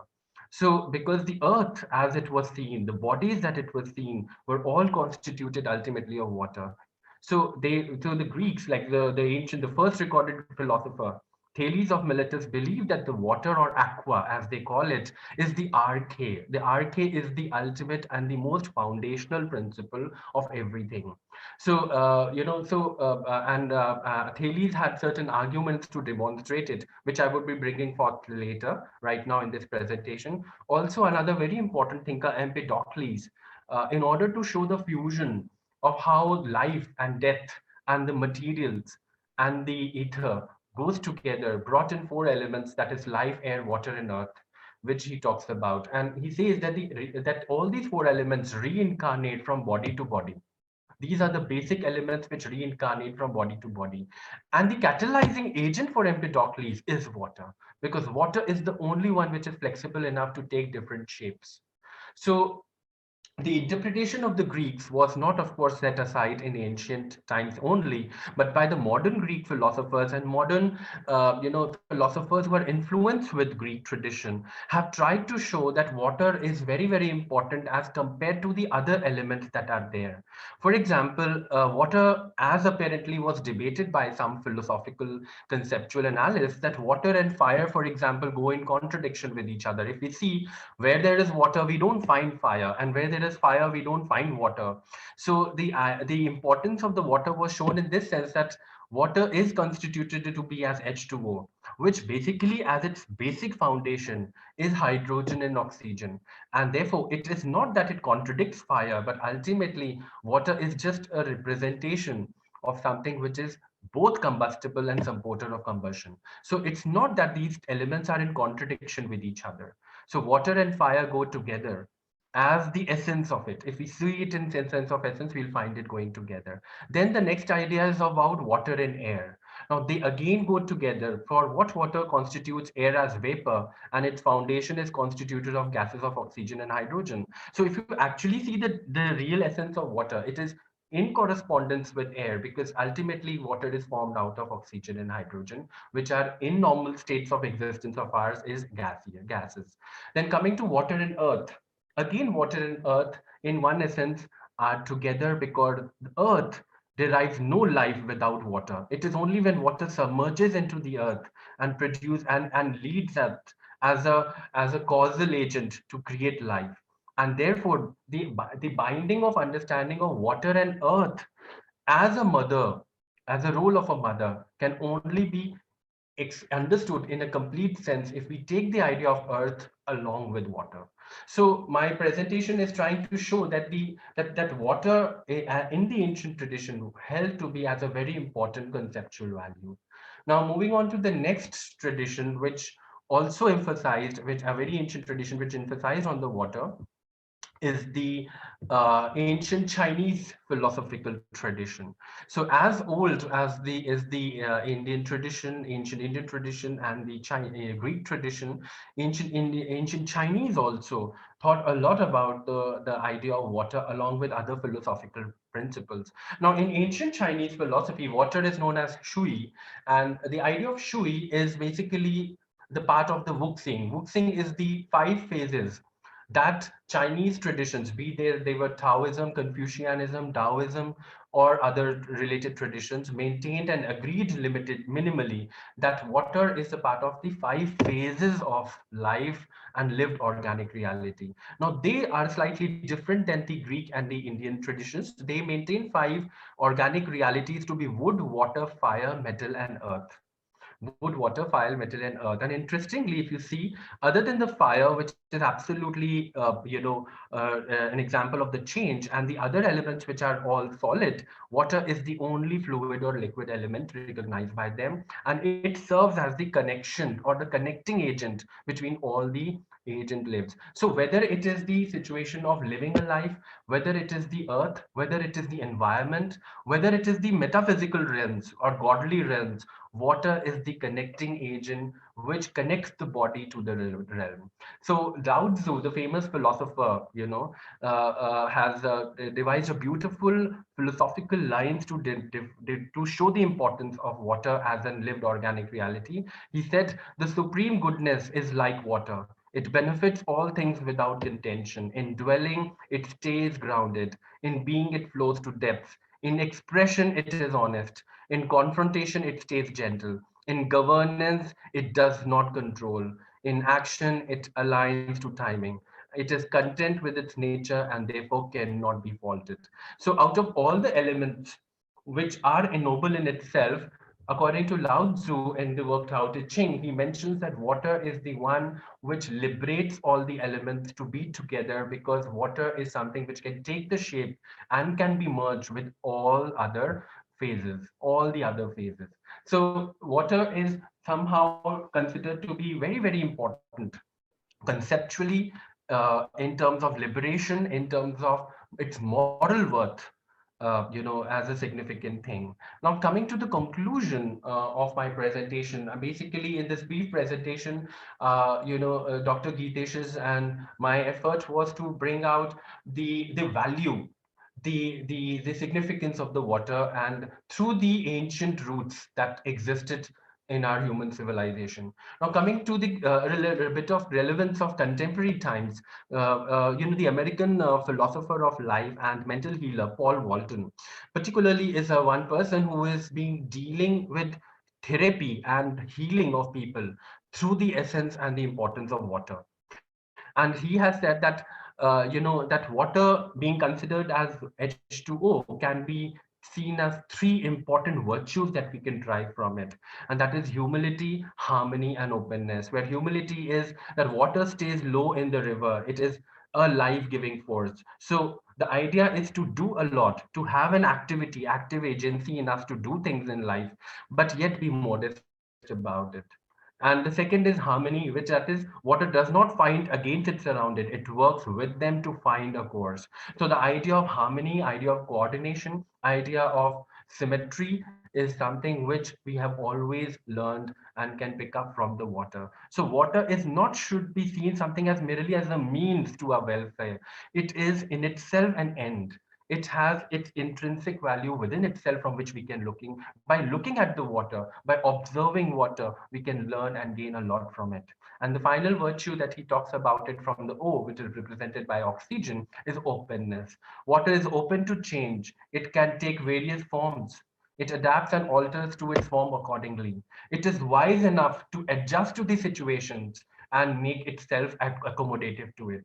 So with these kinds of ideas, for Paul Walton and many other philosophers who think they can use some sort of philosophical counseling to make people, understand things better, water comes as a very important principle there. So this approach is, as I conclude, is suggestive about peaceful, happy, and harmonious life with nature. So with this, I end my presentation, and I would like to really thank all of you for listening to me. Thank you.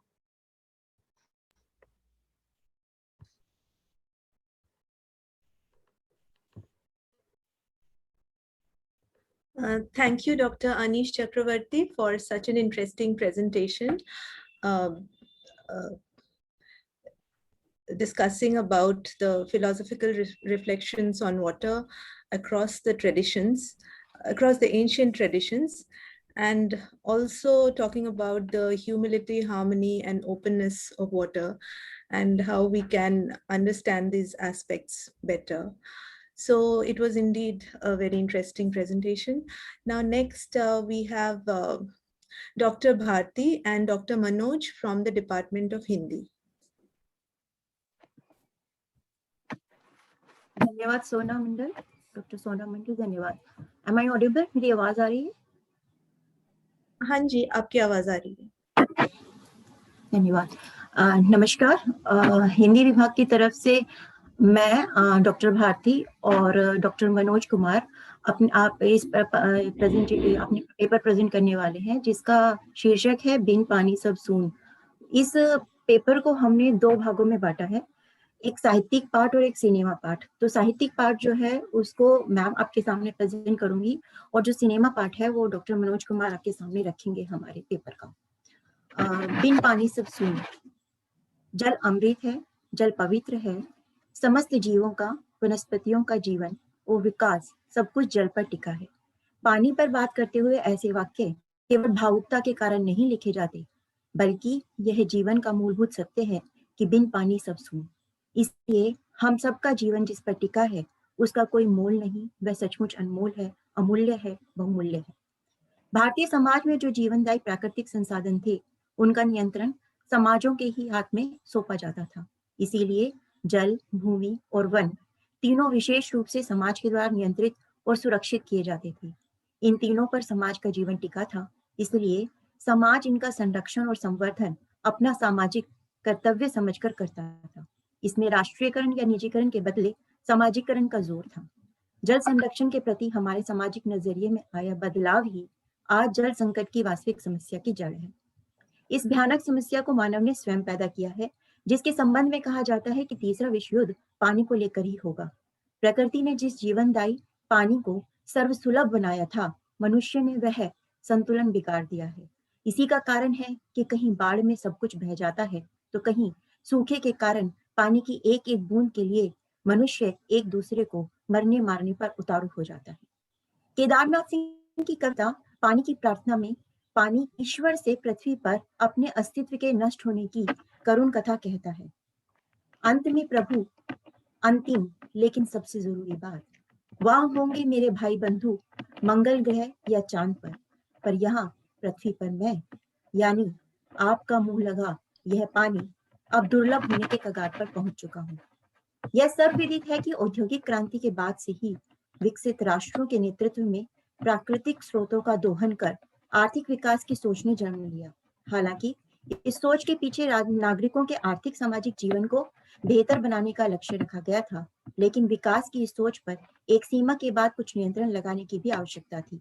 परंतु दुर्भाग्य से विकास की अंधी ओड़ में लगे मनुष्य ने यह नियंत्रण नहीं लगाया। नतीजा ग्लोबल वार्मिंग और जलवायु परिवर्तन के रूप में हमारे सामने है। भारतीय दर्शन में पर्यावरण के सम्मान का जिक्र बार बार मिलता है। मानव शरीर की रचना में जिन 5 मूलभूत तत्वों की बात की गई है, उसमें जल भी एक है। यहाँ नदियों, तालाबों, कुंडों, बावड़ियों की पूजा का विधान इसी जीवन स्रोत को श्रद्धांजलि देने के रूप में किया जाता है। भारत में बाद में इन्हीं शिक्षाओं का इस्तेमाल कर राष्ट्रपति महात्मा गांधी ने पर्यावरण और विकास के अपने वैकल्पिक मॉडल दिए, जो यूरोपीय विकास मॉडलों से सर्वथा भिन्न थे। महात्मा गांधी ने विकास की पश्चिम चिंतन को चुनौती देते हुए बताया कि भारतीय सभ्यता और परंपराओं में ऐसे अनुभवों की प्रचुरता है जिनसे हमारा पर्यावरण और प्रकृति कहीं अधिक सुरक्षित रह सकती है। उन्होंने हर उस स्थिति को अस्वच्छता कहा जो पर्यावरणीय संतुलन को बिगाड़ती है। जल संरक्षण का सवाल पर्यावरण के व्यापक संरक्षण के सवाल से ही जुड़ा है। जल प्राकृतिक रूप में जल चक्र से उपलब्ध होता है। जल चक्र जलीय परिसंचरण द्वारा निर्मित एक चक्र होता है, जिसके अंतर्गत जल महासागर से वायुमंडल में, वायुमंडल से भूमि पर और भूमि से पुनः महासागर में पहुंच जाता है। अगर पर्यावरण के हर घटक संतुलन की प्रक्रिया में रहें तो जल प्रदूषण भी स्वयं नियंत्रित हो जाएगा। कर्तव्य भावना और श्रद्धा के अभाव में बड़े बड़े शोध और परियोजनाएं केवल आंकड़ों व कागजों का ढेर बनकर रह जाते हैं। वह हमारी समस्याओं को पल भर के लिए शांत अवश्य कर दें, परंतु हमारे भविष्य को जीवनदायिनी दिशा देना उनके लिए संभव नहीं। यह बात आज पानी की समस्याओं से जुड़ी सभी लंबी लंबी परियोजनाओं के लिए एक हद तक सही साबित होती है। यह परियोजनाएं हमारे ही समाज में मौजूद जल संरक्षण की परंपरागत पद्धतियों की अवहेलना करके नई नई नीतियों को लागू करने में लगी है, जिनके उतने दूरगामी परिणाम नहीं निकल रहे। प्रकृति अपने नियमों को आसानी से नहीं बदलती। पर्यावरण में यदि जल चक्र का तरीका नहीं बदला, वर्षा का तरीका भी नहीं बदला, तो समाज को भी जल संग्रह का तरीका भी नहीं बदलना चाहिए। जल संग्रह के लिए आधुनिक तरीके अवश्य ढूंढने चाहिए, परंतु परंपरागत तरीकों को भी महत्व दिया जाना चाहिए। विकास के नाम पर मनुष्य ने जल वितरण के लिए तो नए वैज्ञानिक तरीके खोज लिए, परंतु जल संग्रह पर ध्यान नहीं दिया। इसका परिणाम यह निकला कि भूजल का स्तर अत्यंत नीचे पहुंच गया। हमने भूजल रिचार्ज के परंपरागत तरीकों को पुराना समझा और नए तरीकों को अनावश्यक, जिसका आज हम भुगतान कर रहे हैं। परंतु सत्य यही है कि भूजल रिचार्ज के लिए हमें काफी हद तक उन्हीं तरीकों की ओर लौटना होगा जिन्हें परंपरागत कहकर बीच के वर्षों में भुला दिया गया था। आज भी खरे हैं तालाब प्रसिद्ध पर्यावरणविद अनुपम मिश्र द्वारा लिखित हिंदी की पुस्तक है। यह पुस्तक परंपरागत तालाबों एवं जल प्रबंधन से जुड़ी तथा 8 वर्षों के गहन क्षेत्र अनुसंधान के बाद लिखी गई थी। भारत में जल संग्रह के लिए बेजोड़ सुंदर तालाबों की कैसी सुंदर परंपरा थी, यह पुस्तक उसका पूरा दर्शन करती है। तालाब बनाने की विधियों के साथ साथ अनुपम जी की लेखनी उन गुमनाम नायकों को भी अंधेरे कोने से लाती है जो विकास के नए पैमानों के कारण बिसरा दिए गए। अनुपम मिश्र के अनुसार मानव समाज का इतिहास, उसका विकास और उसकी सारी गतिविधियां पानी पर टिकी हैं। पानी ज्यादा गिरता है या कम गिरता है, इस बहस में पड़े बिना समाज ने अपने अपने हिस्से के पानी के जितना हो सके उतना रोकने के तरीके विकसित किए थे। बंध, बंधा, ताल, तलाई, जोहर, जोहड़ी, नाड़ी, नाड़ा, तालाब, सर, झील, देहीबंद, खड़ीन जैसे अनेक प्रकार हमारे समाज की परंपरा ने सैकड़ों वर्षों के अपने अनुभव से खोजे थे। सैकड़ों वर्षों के अनुभव से समाज ने इन्हें परिष्कृत किया था। अनुपम मिश्र अपने अनुसंधान से बताते हैं कि परंपरागत जल संग्रह में मुख्य प्रयास पानी को रोकने का रहा है। इसीलिए हमें तालाबों के इतने सारे छोटे बड़े रूप देखने को मिलते हैं। परंपरागत समाज यह भी जानता रहा है कि सतही पानी को रोक लेने से उसके यह तरीके दोहरी भूमिका निभाते हैं। वर्ष के अधिकांश महीनों में इनके से संग्रह हुआ पानी लोगों के सीधे काम आता है। इससे खेती, पशुओं के लिए पानी जुटाने की मुख्य समस्या पूरी हो जाती है। दूसरी भूमिका में यह तालाब भूजल को रिचार्ज करते हैं और पास तथा दूर के कुओं को हरा करते हैं। इन कुओं से पेयजल और ऐसे खेत की सिंचाई भी की जा सकती है जो तालाब आदि के कमांड क्षेत्र में नहीं आते। जल संग्रह के मामले में वही समाज समझदार माना जा सकता है जो सतही और भूजल के बारीक और नाजुक रिश्ते को बखूबी पहचान सकता है। वास्तव में भूजल जितना रिचार्ज हो उससे ज्यादा उसका उपयोग तात्कालिक तौर पर फायदेमंद दिखे भी तो भी दीर्घकालिक रूप से हमेशा नुकसानदेह साबित हुआ है। और इसीलिए किसी भी वर्ष मानसून औसत से कम हो तो सारे क्षेत्र पानी की संकट से जूझने लगते हैं। ब्रजरत्न जोशी की पुस्तक जल और समाज भी पानी को संग्रह करने के परंपरागत तरीकों को विश्लेषित करती है। इस पुस्तक की भूमिका में अनुपम मिश्र ने लिखा है, ब्रजरत्न इस नए समाज को उस कालखंड में ले जाते हैं जहां पानी को एक अधिकार की तरह नहीं एक कर्तव्य की तरह देखा जाता था। उस दौर में बीकानेर में 100 छोटे बड़े तालाब बने हैं। उनमें से 10 भी ऐसे नहीं जिन पर राज ने पूरा पैसा लगाया हो। नरेगा मनरेगा के इस दौर में आज कल्पना भी नहीं की जा सकती कि आर्थिक रूप से वंचित कमजोर माने गए बताए गए समाज के लोगों ने भी अपनी मेहनत से तालाब बनाए थे। ये तालाब उस समाज की उस प्यास को बुझाते ही थे, भूजल का संवर्धन भी करते थे। यह भूजल एक पीढ़ी, एक मोहल्ले, एक समाज तक सीमित नहीं रहता था। ऐसी असीमित योजना बनाने वाले आज भुला दिए गए हैं। जल संरक्षण के लिए हमें ब्रजरत्न सामाजिक कर्तव्यों की याद दिलाते हैं। परंपरागत समाज इस संबंध में अपने दायित्व निभाता रहा है, लेकिन आधुनिक समाज केवल जल के संबंध में अपने अधिकारों को ध्यान में रखता है। जल का संग्रह करना सबका दायित्व है। सैकड़ों हजारों तालाब अचानक शून्य से प्रकट नहीं हुए थे। इनके पीछे एक इकाई थी बनवाने वालों की, दहाई थी बनाने वालों की। यह इकाई दहाई मिलकर सैकड़ा हजार बनती थी। पिछले 200 वर्षों में नए किस्म की थोड़ी सी पढ़ाई पढ़ गए समाज ने इस इकाई, दहाई, सैकड़ा और हजार को शून्य ही बना दिया। जल संरक्षण के लिए हमें उसके समाजीकरण के भाव को ध्यान में रखना होगा, क्योंकि प्रकृति ने जल मनुष्य के साथ साथ सभी जीवधारियों, पेड़ पौधों के लिए पृथ्वी पर दिया है। इसीलिए हमें उसकी बूंदों को निजीकरण के हाथों में जाने से बचाना होगा, अन्यथा बाजार मनुष्य की मूलभूत आवश्यकता को अपने स्वार्थ के लिए प्रयोग करने से पीछे नहीं हटेगा। नदियों, तालाबों, पोखरों में पानी सूख जाने के बावजूद बाजार में कैसे उपलब्ध रहता है, इसको समझने के लिए निजीकरण व बाजार के गठजोड़ को समझना होगा। केदारनाथ सिंह इस गठजोड़ को अपनी कविता पानी की प्रार्थना में हमारे सामने रखते हैं। पर चिंता की कोई बात नहीं, यह बाजारों का समय है और वहां किसी रहस्यमय स्रोत से मैं हमेशा मौजूद रहता हूँ। मूलतः जन संकट से उबरने के लिए हमें तीन पहलुओं पर विचार करना होगा। पहला, जल संरक्षण के परंपरागत तरीकों को विकसित करने पर बल दिया जाना चाहिए। इसीलिए वर्षा जल संचयन विधि के तहत तालाबों, पोखरों को फिर से जीवित किया जाना चाहिए। दूसरा, पानी का दक्षतापूर्ण दोहन किया जाना चाहिए, अर्थात पर्यावरणीय हितों और आवश्यकताओं के बीच में संतुलन बनाना अत्यंत आवश्यक है। इसके लिए भारत में कई ऐसे क्षेत्रों को जल के संबंध में अपनी प्राथमिकताओं पर नए सिरे से विचार करना होगा। प्रकृति के अंधाधुंध दोहन से मनुष्य का विनाश निश्चित है। उसका दक्षतापूर्ण दोहन ही मनुष्य तथा पृथ्वी को बचा सकता है। तीसरा, पानी को बाजारीकरण और निजीकरण के हाथों से बचाकर उसका सर्वजन हिताय उपयोग करना होगा। बाजार बहुत कठोर होता है, वहां वही जीता है जिसके पास खरीदने की क्षमता होती है, लेकिन पानी मनुष्य व समस्त जीवधारियों का जीवन है। सबके जीवन को हम निजीकरण और बाजारीकरण की शक्तियों के हाथों में नहीं रख सकते। इसीलिए रहीम जी ने कहा है, रहीमन पानी राखिए, बिन पानी सब सून। धन्यवाद। आगे की प्रेजेंटेशन का भार डॉक्टर मनोज कुमार संभालेंगे। डॉक्टर मनोज कुमार।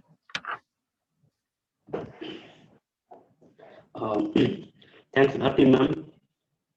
मुझे उम्मीद है कि मेरी आवाज आ रही होगी और इस कॉन्फ्रेंस में सभी प्रतिभागियों को मैं सलाम करता हूँ, आयोजकों को धन्यवाद देता हूँ कि उन्होंने हमें बोलने का अवसर दिया।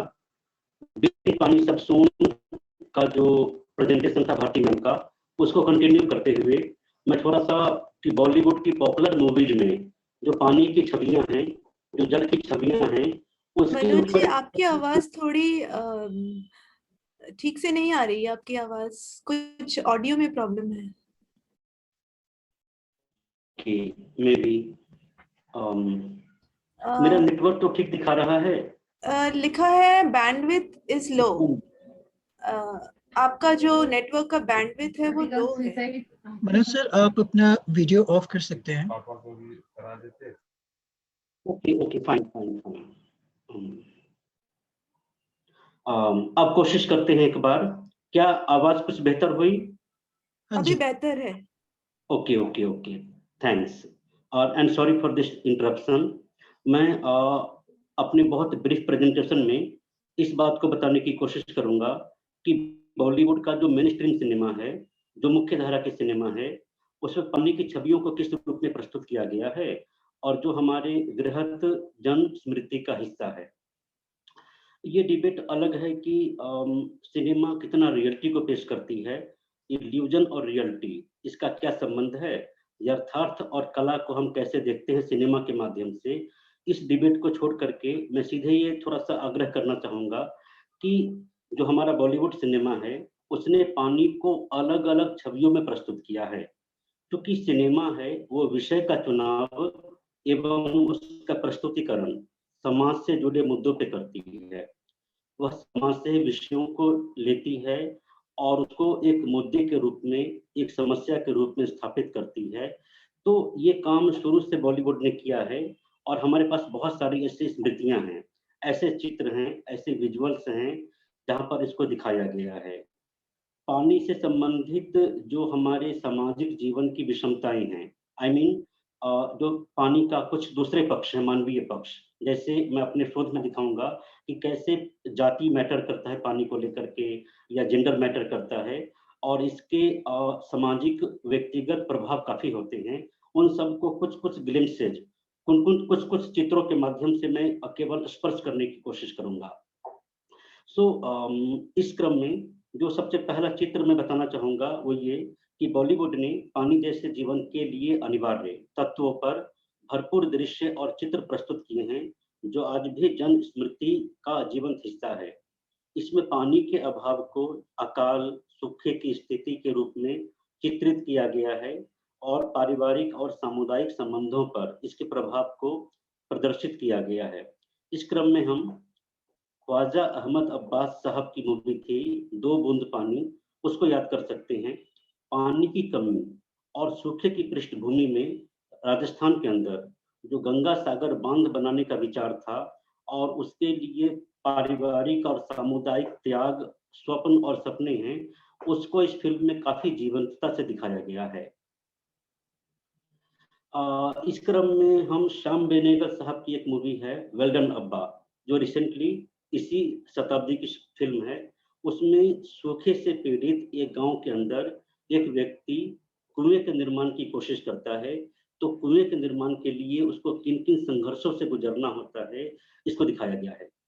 आशुतोष गोवारिकर साहब की मूवी लगान, लगान को कैसे भूला जा सकता है, जो बारिश न होने से उत्पन्न तनाव की स्थिति में सामाजिक और व्यक्तिगत संबंधों को दिखाता है और कथानक का जो मूल आधार है, कथानक का जो मूल तनाव है, उसको प्रस्तुत करता है। ये इस क्रम में जल 2-4 साल पहले की एक मूवी है जो राजस्थान में जो सूखे हैं, जो पानी की किल्लत है और पानी के सपने हैं, उसके प्रभाव में एक प्रेम कथा को भरने की कोशिश है।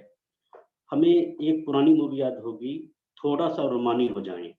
जैसा कि भारती मैम ने कहा था कि मानसून अगर ना आए या मानसून में देरी होने लगे तो हमारे सामने कितनी चिंताएं उत्पन्न हो जाती है पानी को लेकर के। तो इस मूवी में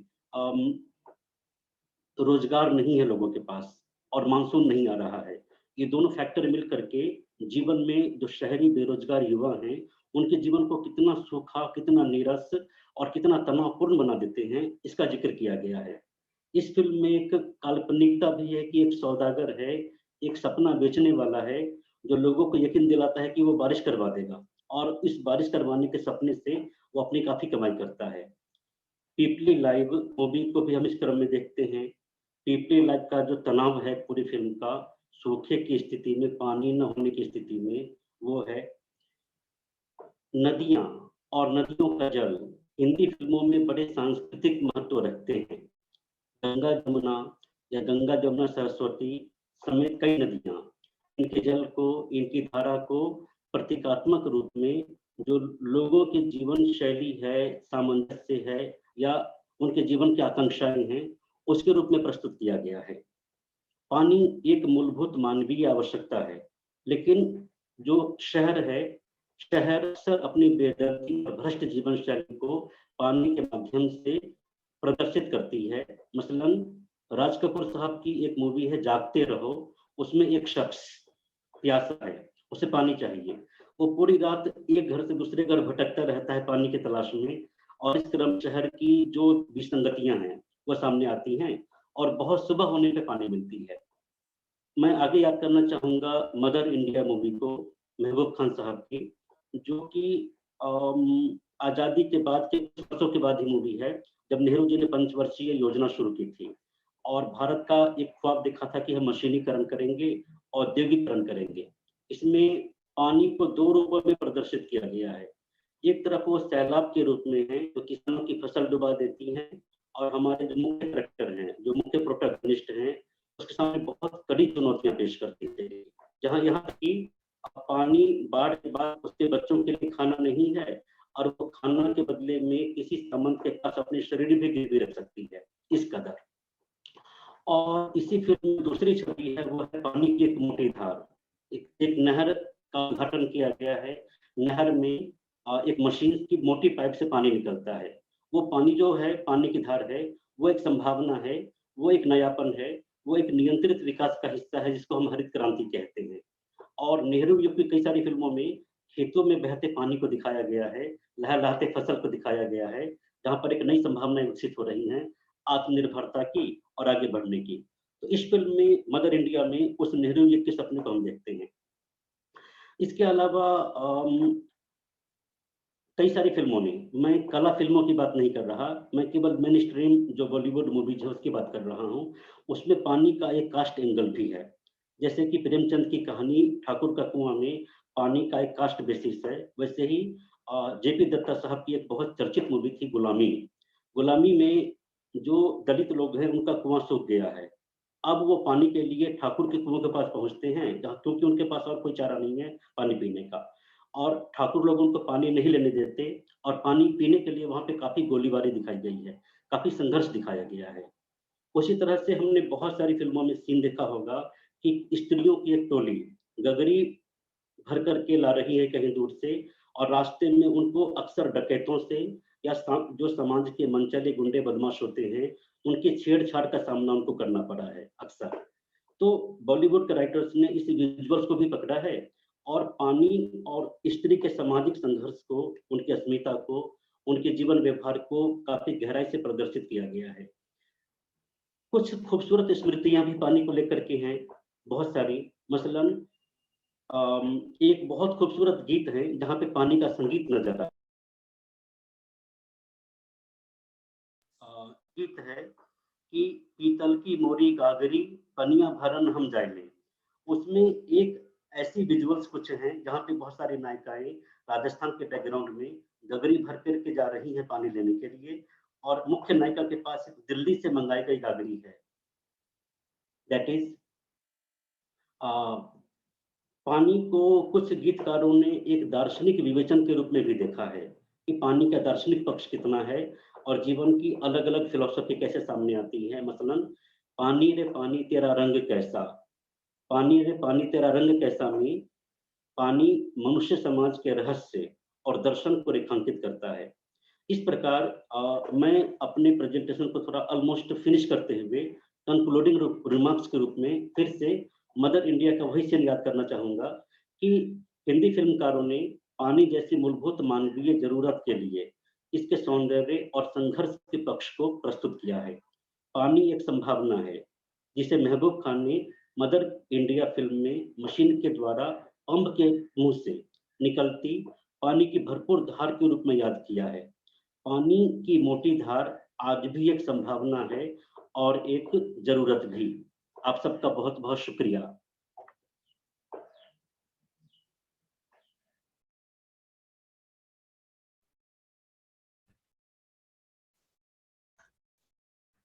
धन्यवाद doctor Bharati and doctor Manoj Kumar. आपने साहित्य और सिनेमा में पानी के विषय से संबंधित विषयों पर आपने इतनी विस्तार से आपने चर्चा की। बहुत ही अच्छा प्रेजेंटेशन था। और अभी नेक्स्ट प्रेजेंटेशन है doctor Swati Tripathi from department of psychology. Good afternoon, everyone. Am I audible? Yes. Okay. So I'll just present my screen.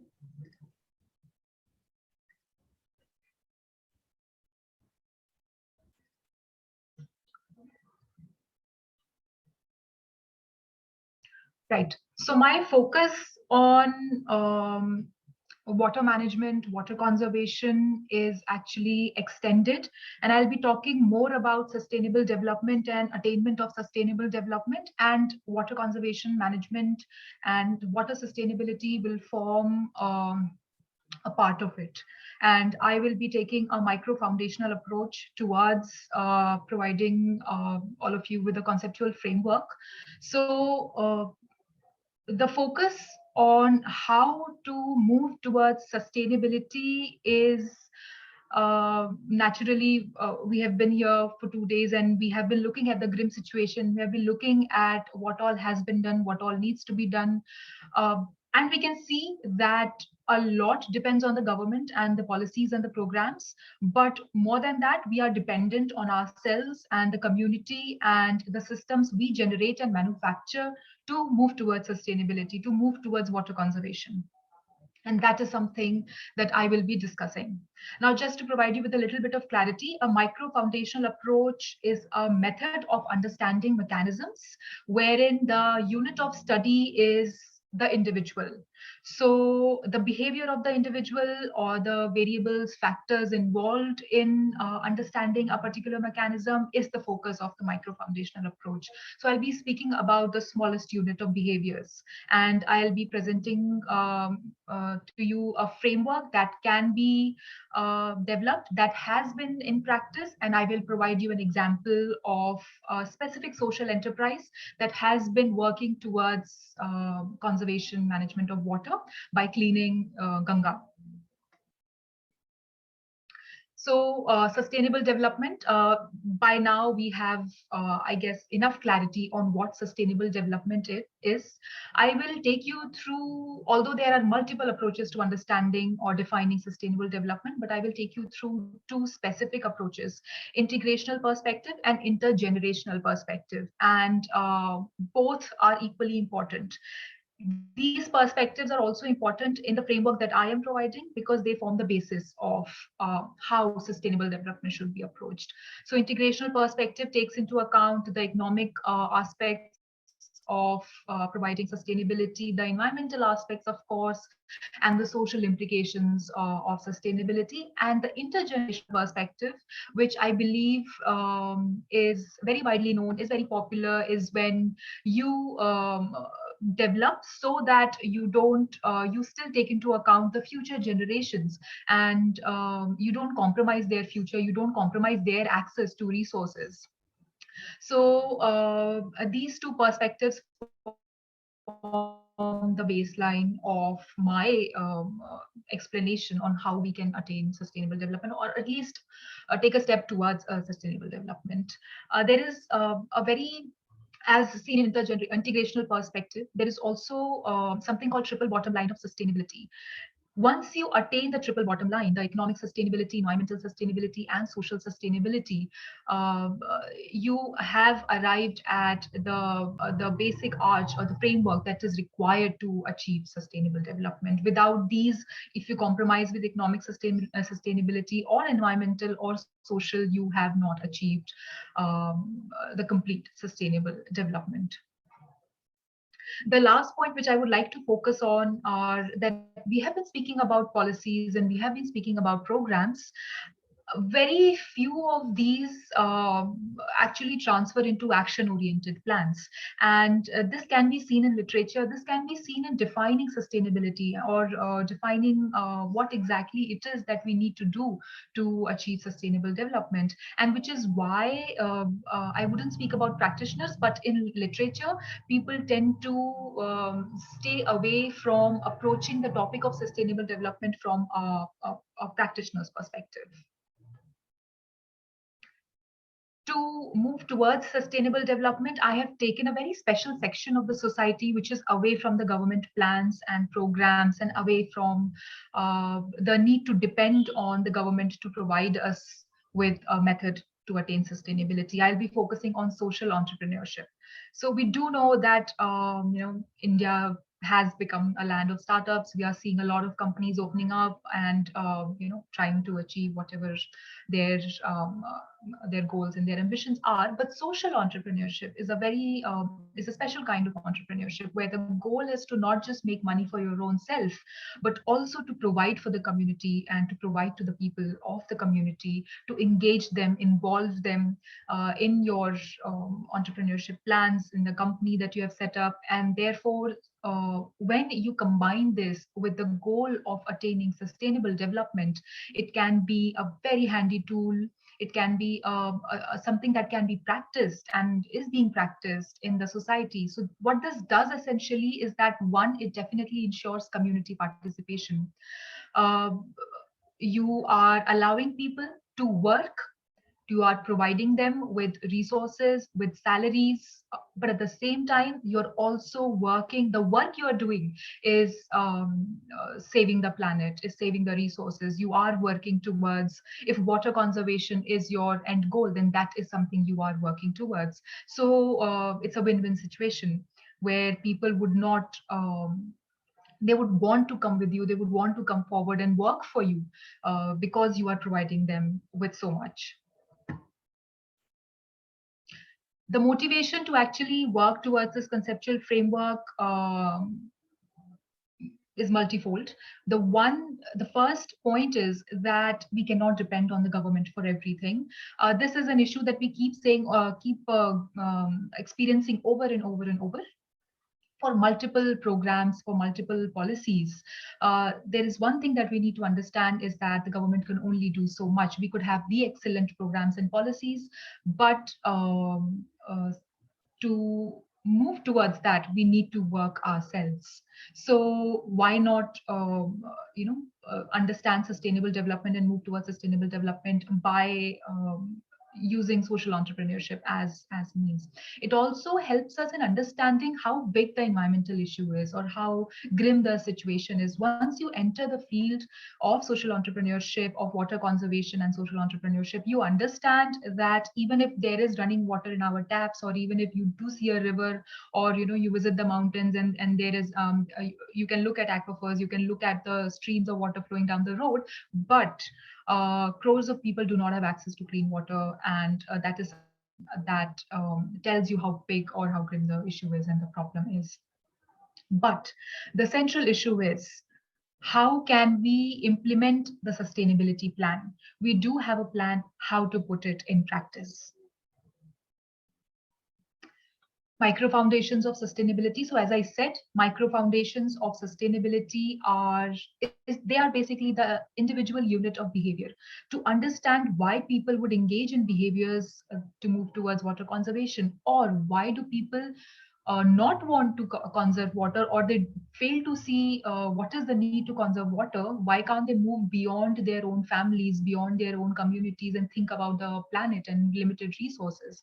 Micro foundations help us understand all of those. This is an explanation of how micro foundations work or how they exist in the literature in context of sustainability or sustainable development. This is also something that I have tried to connect in my conceptual framework. Now, we do know what creativity and innovation is and how important innovation is in today's world when the products are changing so quickly and the companies are changing so quickly. And, you know, we have a new phone dropping every 3 months, every 6 months, and everybody is competing.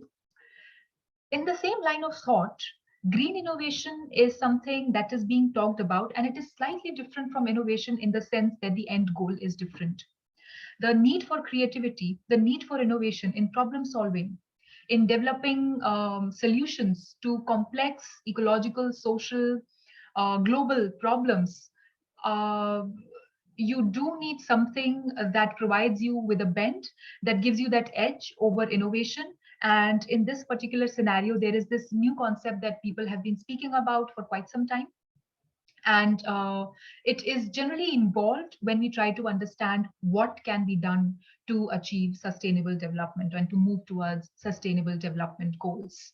So any innovation that comprises of course, products, services, and processes, but those products, services, and processes are actually aimed towards reducing the impact or understanding the impact on the environment.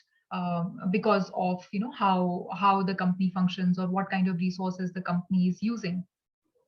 So green innovation is something that is often connected to social entrepreneurship, because with entrepreneurship, innovation is something that ultimately does come to mind, and sustainable development. Servant leadership, in the same context of sustainable development, green innovation, social entrepreneurship. If you are an entrepreneur, it is automatically assumed that there would be certain leadership style that you would use, because we are speaking about motivating people and motivating people at a mass level. Because of the wide-ranging problem of water conservation, we do need people who have a certain leadership style to come forward. Authoritarianism does not work, or being too demanding does not work. At this point, we are thinking of providing people with enough independence, autonomy, understanding, empowering them to make their own decisions, because we have to assume that they are capable to agree and conserve water and move towards sustainable development. So servant leadership is again something, a leadership style that is constantly talked about when we speak about social entrepreneurship and when we speak about sustainable development. This is also something that I will be presenting to you in the conceptual framework shortly. Pro-social motivation. We are motivated by several things. We all know intrinsic motivation and extrinsic motivation and the interplay of those when it comes to how we want to achieve the goals.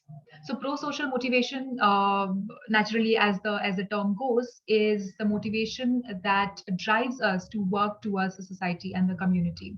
So its inclusion was also and is also studied in terms of dealing with the environmental challenges and the complex social problems, because again the motivation is not towards your own benefit or one's own benefit, but towards the benefits of others, and that is a very unique driver of behavior. So if this is something that drives you, then combined with servant leadership style, combined with social entrepreneurship, this can be extensively used.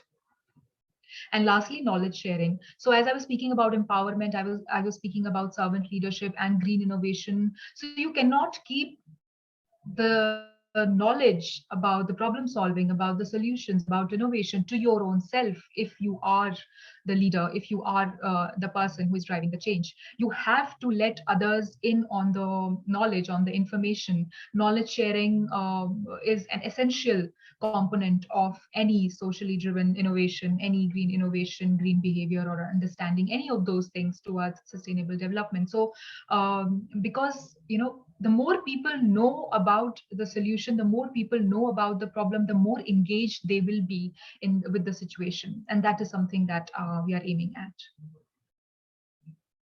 These are certain research gaps, but I will just summarize them, that you can see that not much is being talked about in the literature. We do know a lot needs to be practiced and a lot needs to be understood, but it is only just begin. People have only just started researching how individuals impact the much greater problem, the much bigger problem, and which is why you see that there are so many research gaps up until the year 2019 and 2020. This is a proposed framework. I will skip through this, but the idea is that there has to be a certain process to the situation. And this is the process that I am presenting, where social entrepreneurship ultimately leads to sustainable development. But how does it exactly function? So there is a relationship between social entrepreneurship and green innovation. The more you want to move towards achieving sustainable development, the more you want to innovate in a sense that it is environmentally sustainable. But at the same time, you need to attain, you need to have certain behavioral or cognitive mechanisms that would only help you if you are the entrepreneur, which is servant leadership style, knowledge sharing behavior, and pro-social motivation. Now, these factors working together often are, they are seen to have, seen to give the social entrepreneur, the basic framework of how to approach people that you are engaging with, on how to engage them, to how to make them take the issue seriously, and how to make sure that the change in the behavior, if there is any change, is permanent.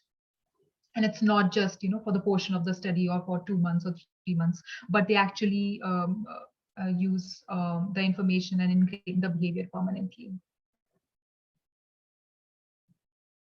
So this is the case study that I would be using to explain how the conceptual framework works, and what are some practical approaches to understanding all of those factors and variables in real life setting. So Pool is a company, you know, you can easily look it up. Is a company that has been in news, that has been part of multiple case studies, awards, recognitions. It's not, of course, unique, as in we do have a lot of social enterprises coming up in our country, which is, I believe, a good sign. But Pool has been, so what they essentially do is that they took up a task of cleaning the river Ganga. What they essentially do is collect flowers that are rotting in the river because, you know, devotees come to temples and mosques and other religious sites, and they the flowers that are used at those sites, they cannot be sent to landfill because naturally there are religious connotations associated with those flowers. So they collect those flowers and they make multiple products out of those. So they make incense, khad. So they also make a product known as mitti. And in doing that, they give employment to a lot of people, mostly women, but there are also men involved in the enterprise. So this way, if you remember the triple bottom line approach that I was speaking about, and the intergenerational and integrational approach that I was speaking about, so they are doing all of those things. They are, of course, contributing towards water management, because cleaning the river is, since we are the one who basically are dirtying the river, so we should be the one cleaning it. And this is something that they have made into a profitable business, because their business is only growing, right? And all of that data can be found on their website. They are very open about it. It can be found in multiple case studies. It is also, Pool is also a case of entrepreneurship. They only started in 2017. They are based out of Kanpur. Now they are expanding into several cities, but they tell you, they basically say that we don't have enough manpower for the demand that we have been getting for our products, which is, again, also, I believe, a good sign. Innovation and empowerment. So you can see how empowerment is, which comes from knowledge sharing, which comes from you know, having the independence to make your own decisions. So thousands of women have been supported by Pool. Their children have started going to school. So and so metric tons of temple waste, or, you know, waste coming out of mosques, they have been, as they call it, flower cycled. So they are very particular about it. They like to use the word flower cycle instead of recycle or upcycling. So and so metric tons of chemical pesticides have been, you know, that could have entered the river, they have been offset. So these are some of the real practical implications of using a certain bent towards entrepreneurship, of innovation, of knowledge sharing, and putting it towards sustainable development. In this particular case, we keep hearing about how government has plans and programs on cleaning the rivers, and there are implementations of it, but what can we do? So this is something that we can do not only because it cleans the river, and we can see that, but also because it can be turned into a profitable business, for example. So this is just one of the examples. There are some theoretical implications, but more than theoretical implications, I would like to move on to the practical implications of understanding the conceptual framework that I provided, which is one, involvement of the citizens in the process of achieving sustainability and sustainable development goals, which has been the focus of this presentation. You can always tilt towards leadership development programs. Naturally, with empowerment comes, livelihood. Women start working. The more women work in a society, the more they enable the families to develop, to grow. Their children start going to school. So the children also know why is it that my family, the resources in my family are increasing. It is because my mother is working, my father is working, and this is what they do. So the children also develop an understanding towards why conservation is important, or why sustainable development is important.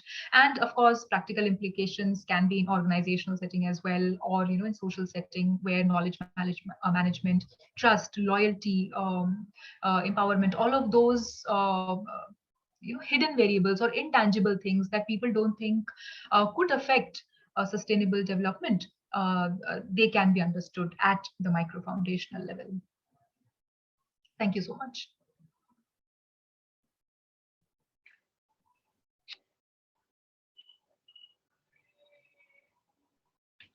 Thank you, Dr. Swati Tripathi, for the very interesting presentation and aligning the centrality of social entrepreneurship and innovation in achieving sustainability and water management goals, and also explaining all of that by using interesting approaches and case studies. We have for the next presentation Dr. Sanjay Marale from the Department of Environmental Sciences. Dr. Marale, if you are there, please take over. Thank you. Yes, thank you. Thank you, Robert. Am I audible? Am I audible? Yes, yes. Yeah, thank you, Robert. Especially, I would like to thank you to Kamala Nehru College, organizers, as well as the Ministry of Jal Shakti Ministry, Government of India. This is a wonderful program. I was part of this program, and so many presentations happen as far as environmental issues are concerned.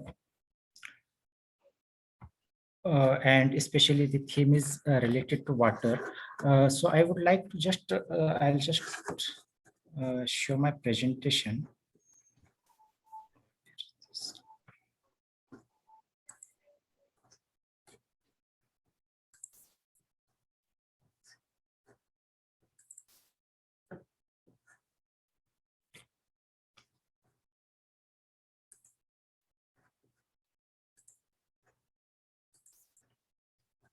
So this is, I'll be just discussing about the goal number 6 of Sustainable Development Goals. We all know that since last 2 days, we are trying to discuss about different issues related to environment, society, and economy. And Sustainable Development Goal 6, which is clean water and sanitation, ensure availability and sustainable management of water and sanitation for all. This is the important goal of the Sustainable Development Goals framework. And not only this time, because the Agenda 2030 or Sustainable Development Goals framework started from 2015 onwards, but before that there was Millennium Development Goals, and there were 8 goals. So in that 8 goals also, the 6 goal number, this goal was there, clean water and sanitation. Most of the in most of the places around the world, I could see the major problems related to water, availability of water and sanitation is resolved many places, but still there are some places which are lagging behind as far as this sustainable development goal is concerned. So we have to again work hard on this particular aspect. And secondly, even though we are achieving this target of getting clean water, good quality water for all people, and not only good quality water but also access to sanitation facility, this is wonderful, very great work which is which all the world all the households are doing. But the another major important issue which is arising because of this major change is because is the increasing quantity of sewage. So that also has to be dealt, and that's why the United Nations has framed this goal in such a way that there are some targets which also take into consideration the aspects related to treating wastewater as well as the sewage. So I'll just go through this.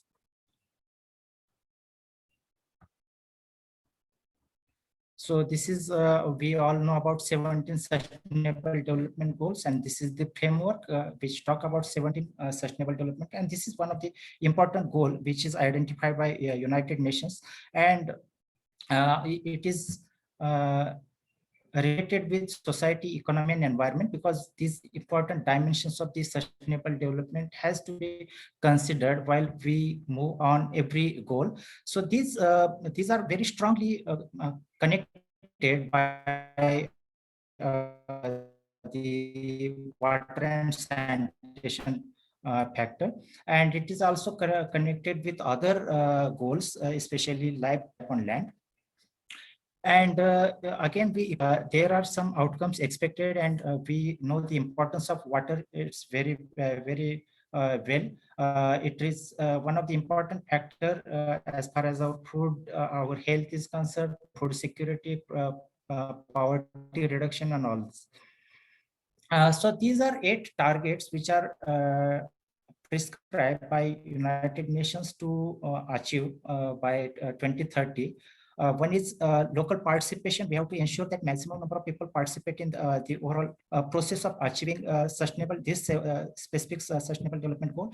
Then international cooperation, then safe drinking water for all, sanitation for all, better water quality, more efficient water use. So these are 8 targets which we have to see, and these are some of the means which are given to achieve this target.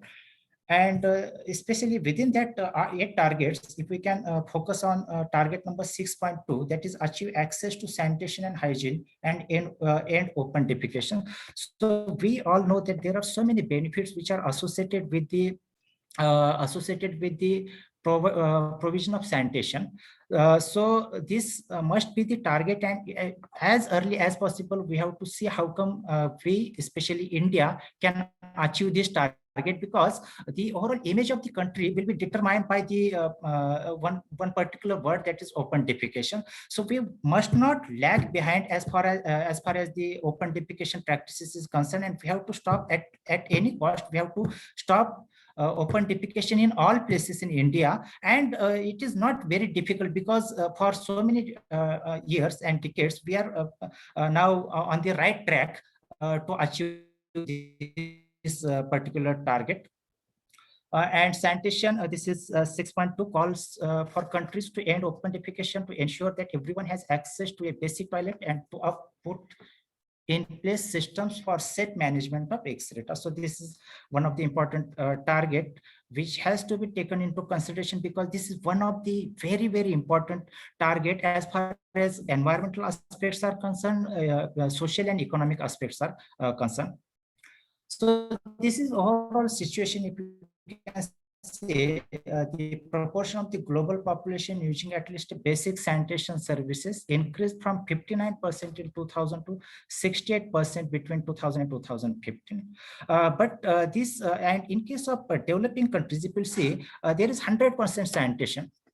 facility. So they are not worried about this one because already they have achieved this target. Now it is our turn. It is the turn of the developing countries which are just lagging behind on this particular target, and will not take much money, much resources, but what is required is the willpower. So once we understand the importance of sanitation and good quality water, then certainly we all can work together and achieve this target. So these are some of the photographs which shows how we are working on this one. Some 892 million people still practice open defecation. Between 2000 and 2015, the total fell from just over 1.2 million. So this is the data which shows the coverage of basic sanitation, and in case of India, still we are just back from other countries. And percent of Indian households with toilet facilities. Since 2014, there is drastic reduction in the open defecation across the country. You can see in 2017, many of the states have done very well performance on this target. So these are some of the important benefits of sanitation. It reduces the spread of intestinal worms and other diseases. World Health Organization also says that it will, if you invest $1, it will give in turn $5.50. That in terms of health and other benefits.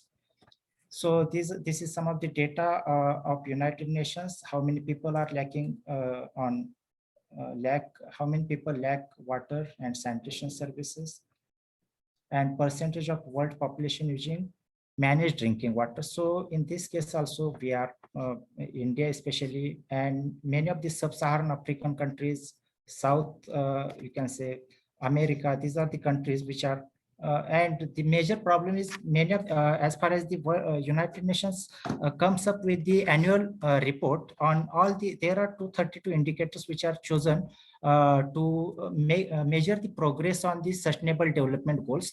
But if we'll see the annual report of United Nations, for many of the indicators, there is no data available. So many of the countries are not providing data to United Nations. So we are not able to get a clear picture of how much number of households or how much number of people are getting benefit and not getting benefit of this overall process of sustainable development goals.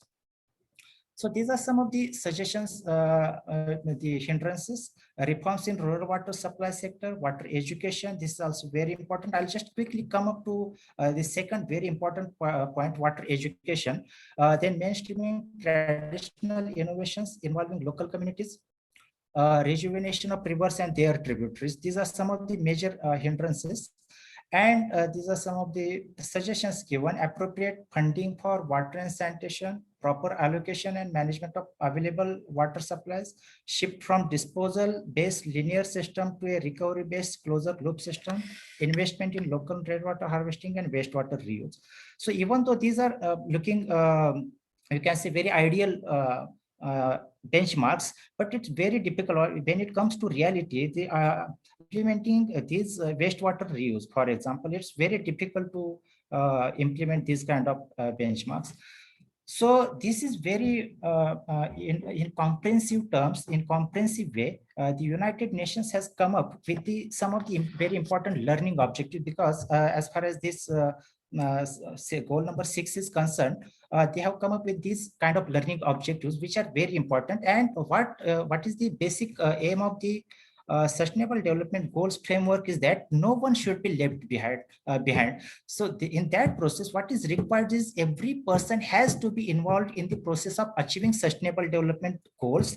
And for that, every person needs to understand the importance of Sustainable Development Goals, need to understand the importance of process of how we are going to achieve these Sustainable Development Goals. So this is very, very, you can say, a very big framework wherein there is a lot of scope and space for every individual to take part. It could be in different activity, in the form of different activities, but certainly the United Nations has created a lot of space for every individual for their creativity, innovation, activity, knowledge, and everything. So once we take into a look these learning objectives, you will see first very important objective they have set is the learner understands water as a fundamental condition of life itself, the importance of water quality and quantity, and the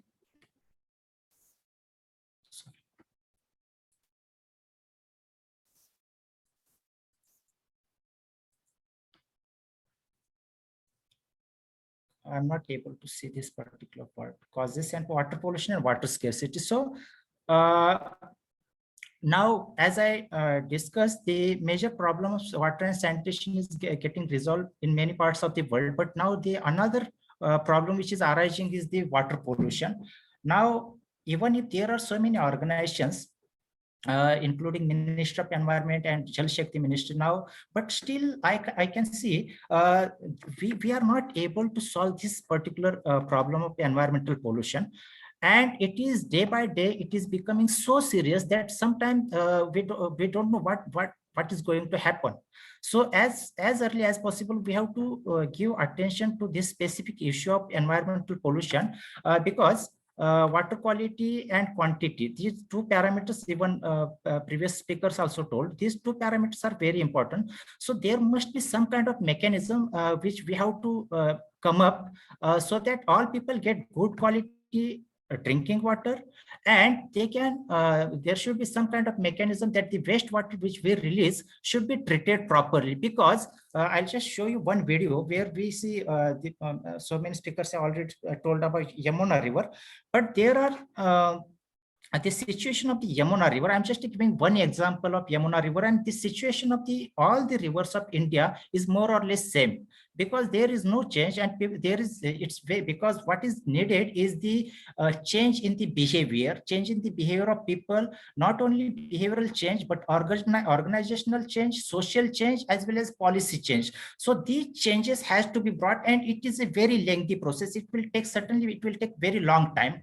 But as far as the educated strata of the society is concerned, we have to take the lead into this one, so that the quick results, we can get the quick results on this front. So I'll just show you one video.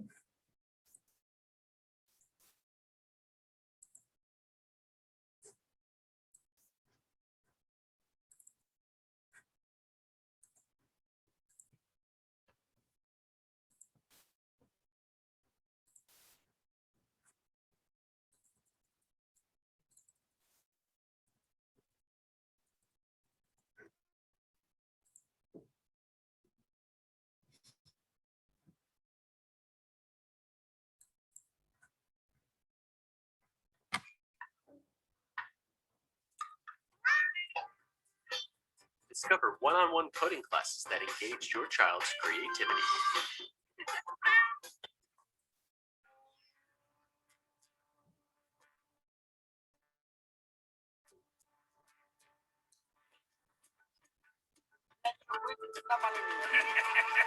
Composition of the liquid has changed. It doesn't have any properties of water left. और उसमें यमुना जी का स्नान करने से तो जब लोग जाते ही नहीं हैं। Cleaning is very important. पैसा तो पीनेगा तो ठीक है, पर पैसा तो उसमें क्या हुआ? तकलीफ से तो water crime.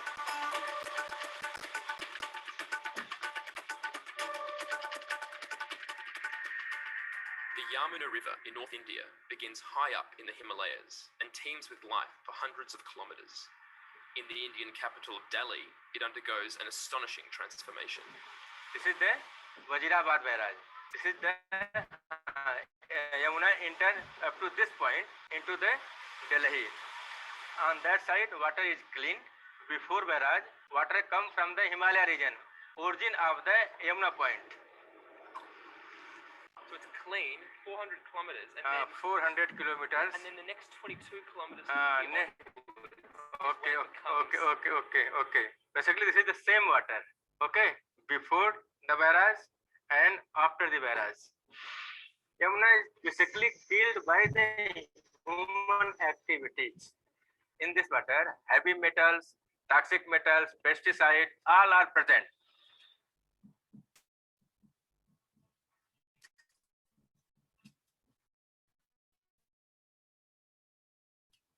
Oxygen levels in parts of the river are zero.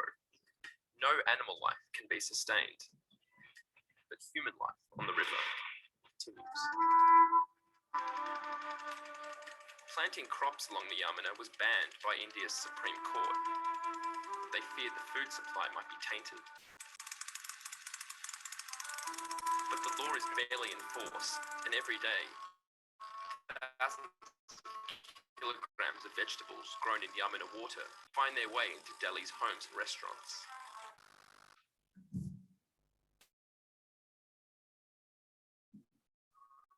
Want to increase sales? Try Bitrix 24, a leading free online CRM used by over 5.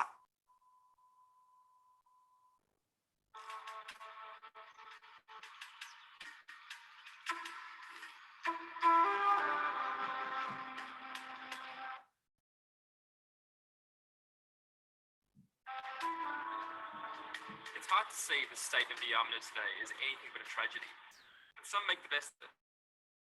Sikandar have been working off this river for 30 years. He scours this whole section looking for trash, and he earns maybe 5 or 10 rupees for each piece. He says he can make up to 5,000 rupees every month, and that for him, the state of the river right now, it's not such a bad thing. কোনো কাজ করতে পারবো না খাত খাবারের কাজ তো চোখ নেই আঁক নেই ও আমি এই টুকলা যাই ও তো পয়সা থাকে ওটা ধরে আনি ধুয়ে দিই আর এই পিস্তল তামা সোনা দানা যা ভাগ্যে আছে হবে তারপরে ওই মাল রেখে দেয়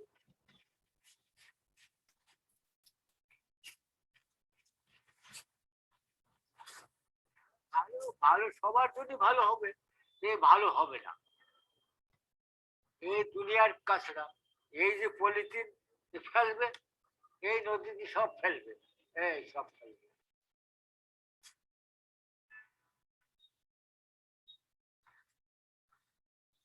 এটা ব্যবসা এটা ব্যবসা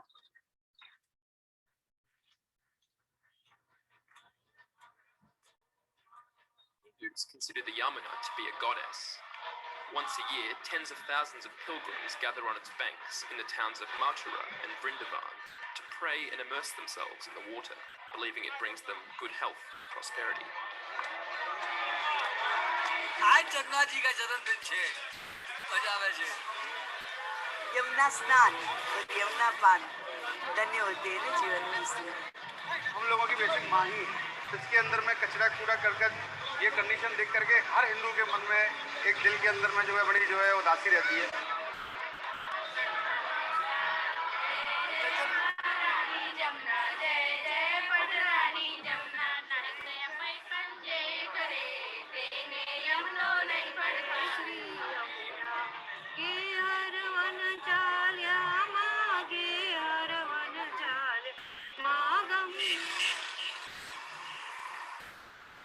We're outside a sari dyeing factory near Mathura, one of the towns that lines the Yamuna River. It isn't just sewage that's pumped into the river every day. It's also a lot of industrial effluent. In this case, as you can see, it's flowing pretty freely into local drains. From here, it'll make its way into the Yamuna and onto people's food and water supplies. Eventually, someone will be drinking this.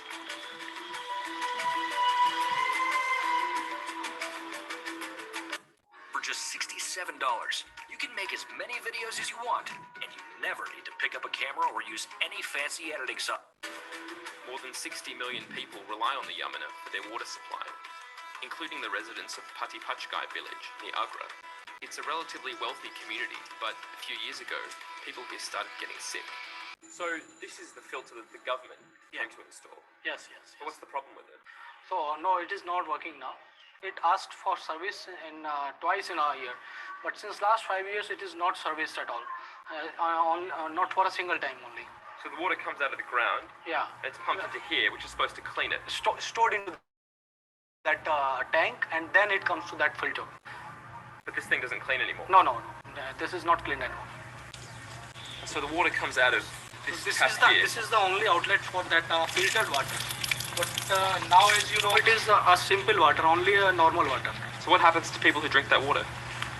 People are having many problems like pains in their joints, and they are not able to move, not able to walk properly.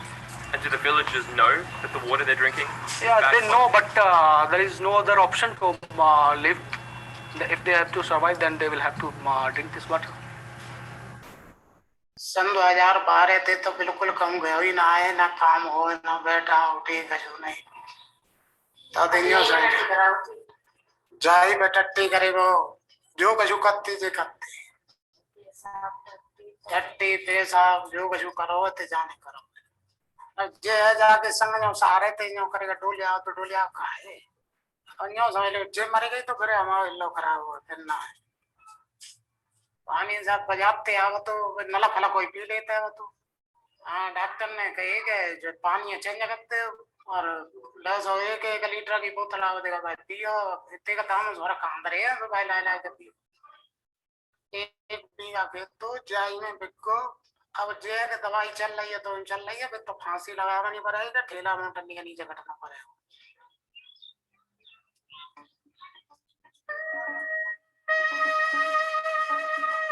Nearby, in the city of Agra, local activist Bridge Kandalwal is fighting to rescue the river at its most famous point. When this building was constructed here, one of the major reasons was the river, which the Mughals thought was a much better river than the one in heaven because of the water quality. What did it look like back then? Oh, it was, in fact, Babar himself had written the water of the river. It was as good as nectar.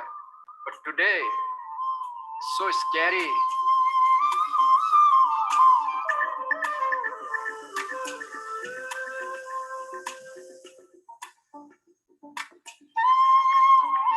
The Uttarakhand High Court has ruled in a judgment that both the Ganga and Yamuna, the oldest of Indian rivers, they are living entities.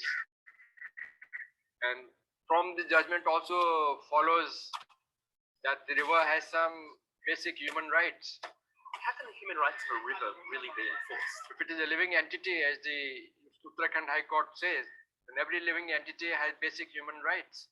But the number of people killing this river must number in the millions. Everyone who openly defecates on its banks is, in a small way, responsible for its murder.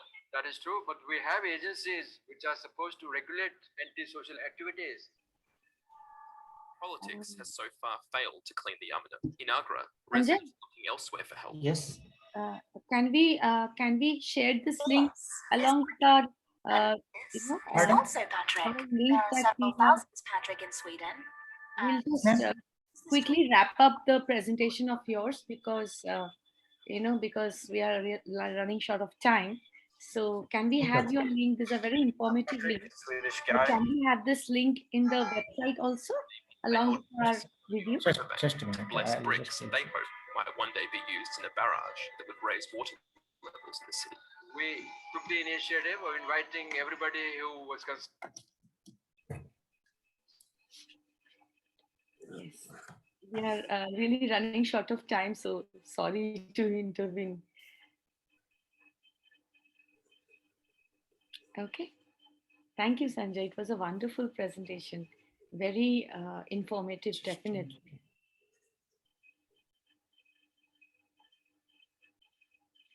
Okay, just one information that I want. Sorry, ma'am. Sorry. That's okay. That's okay.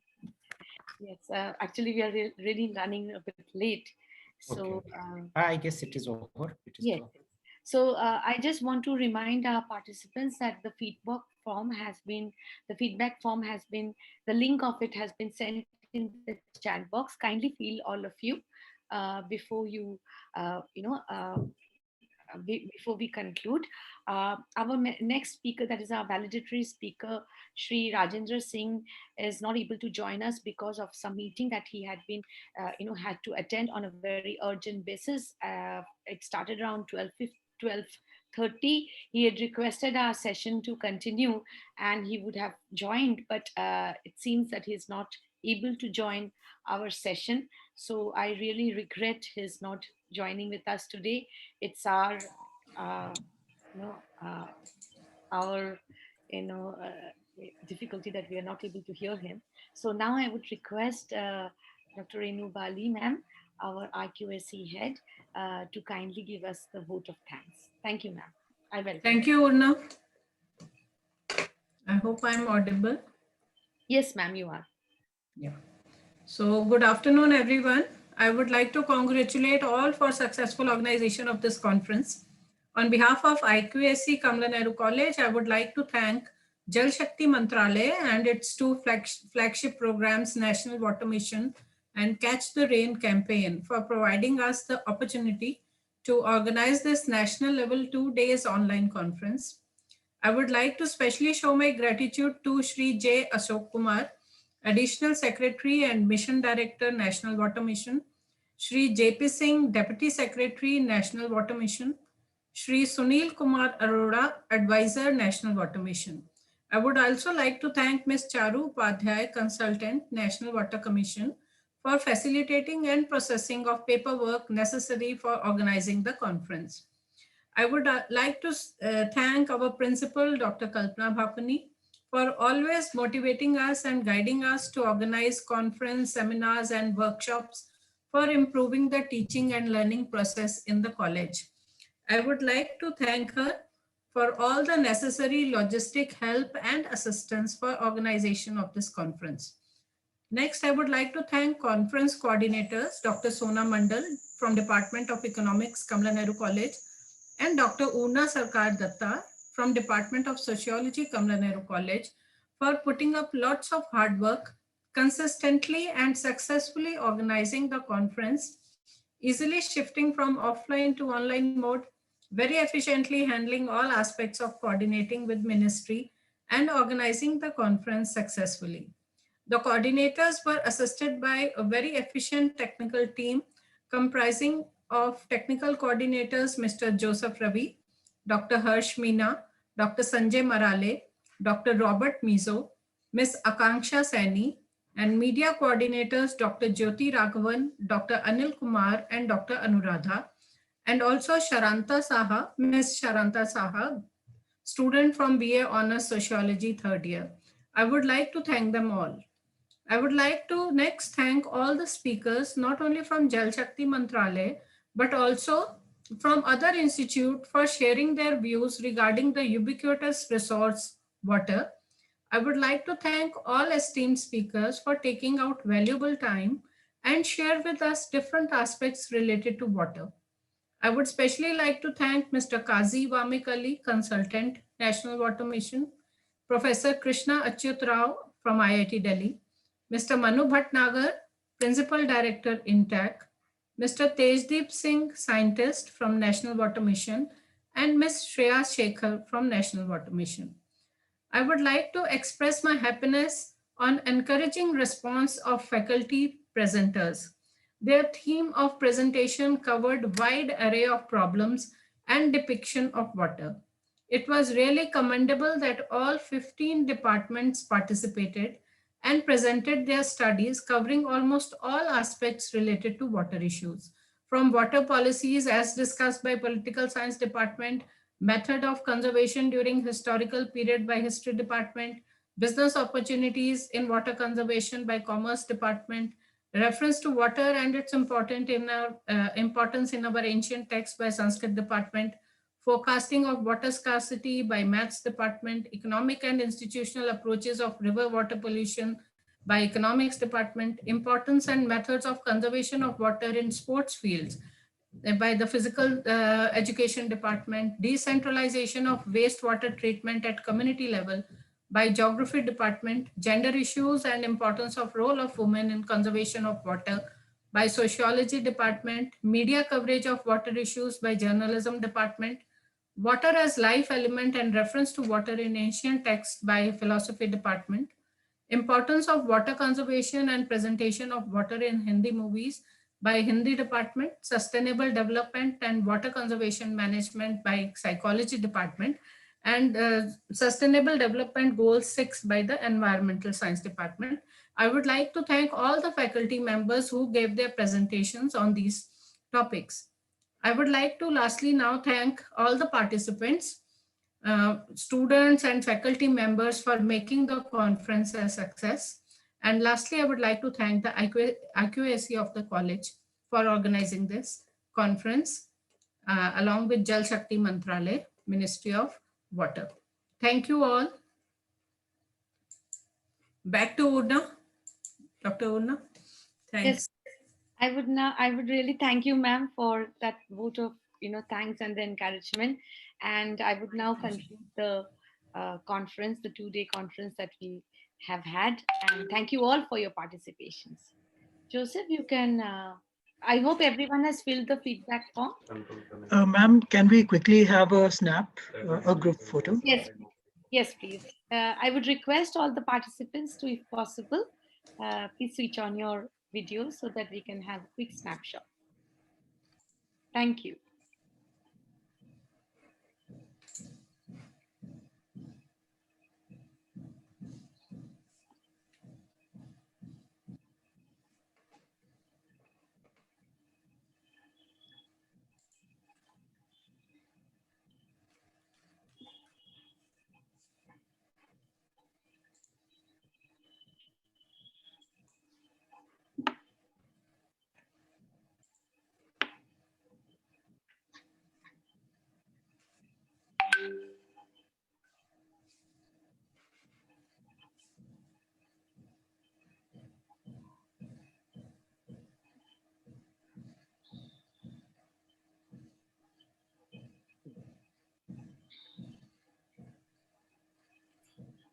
Thank you, all of you. Thank you, madam. Thank you.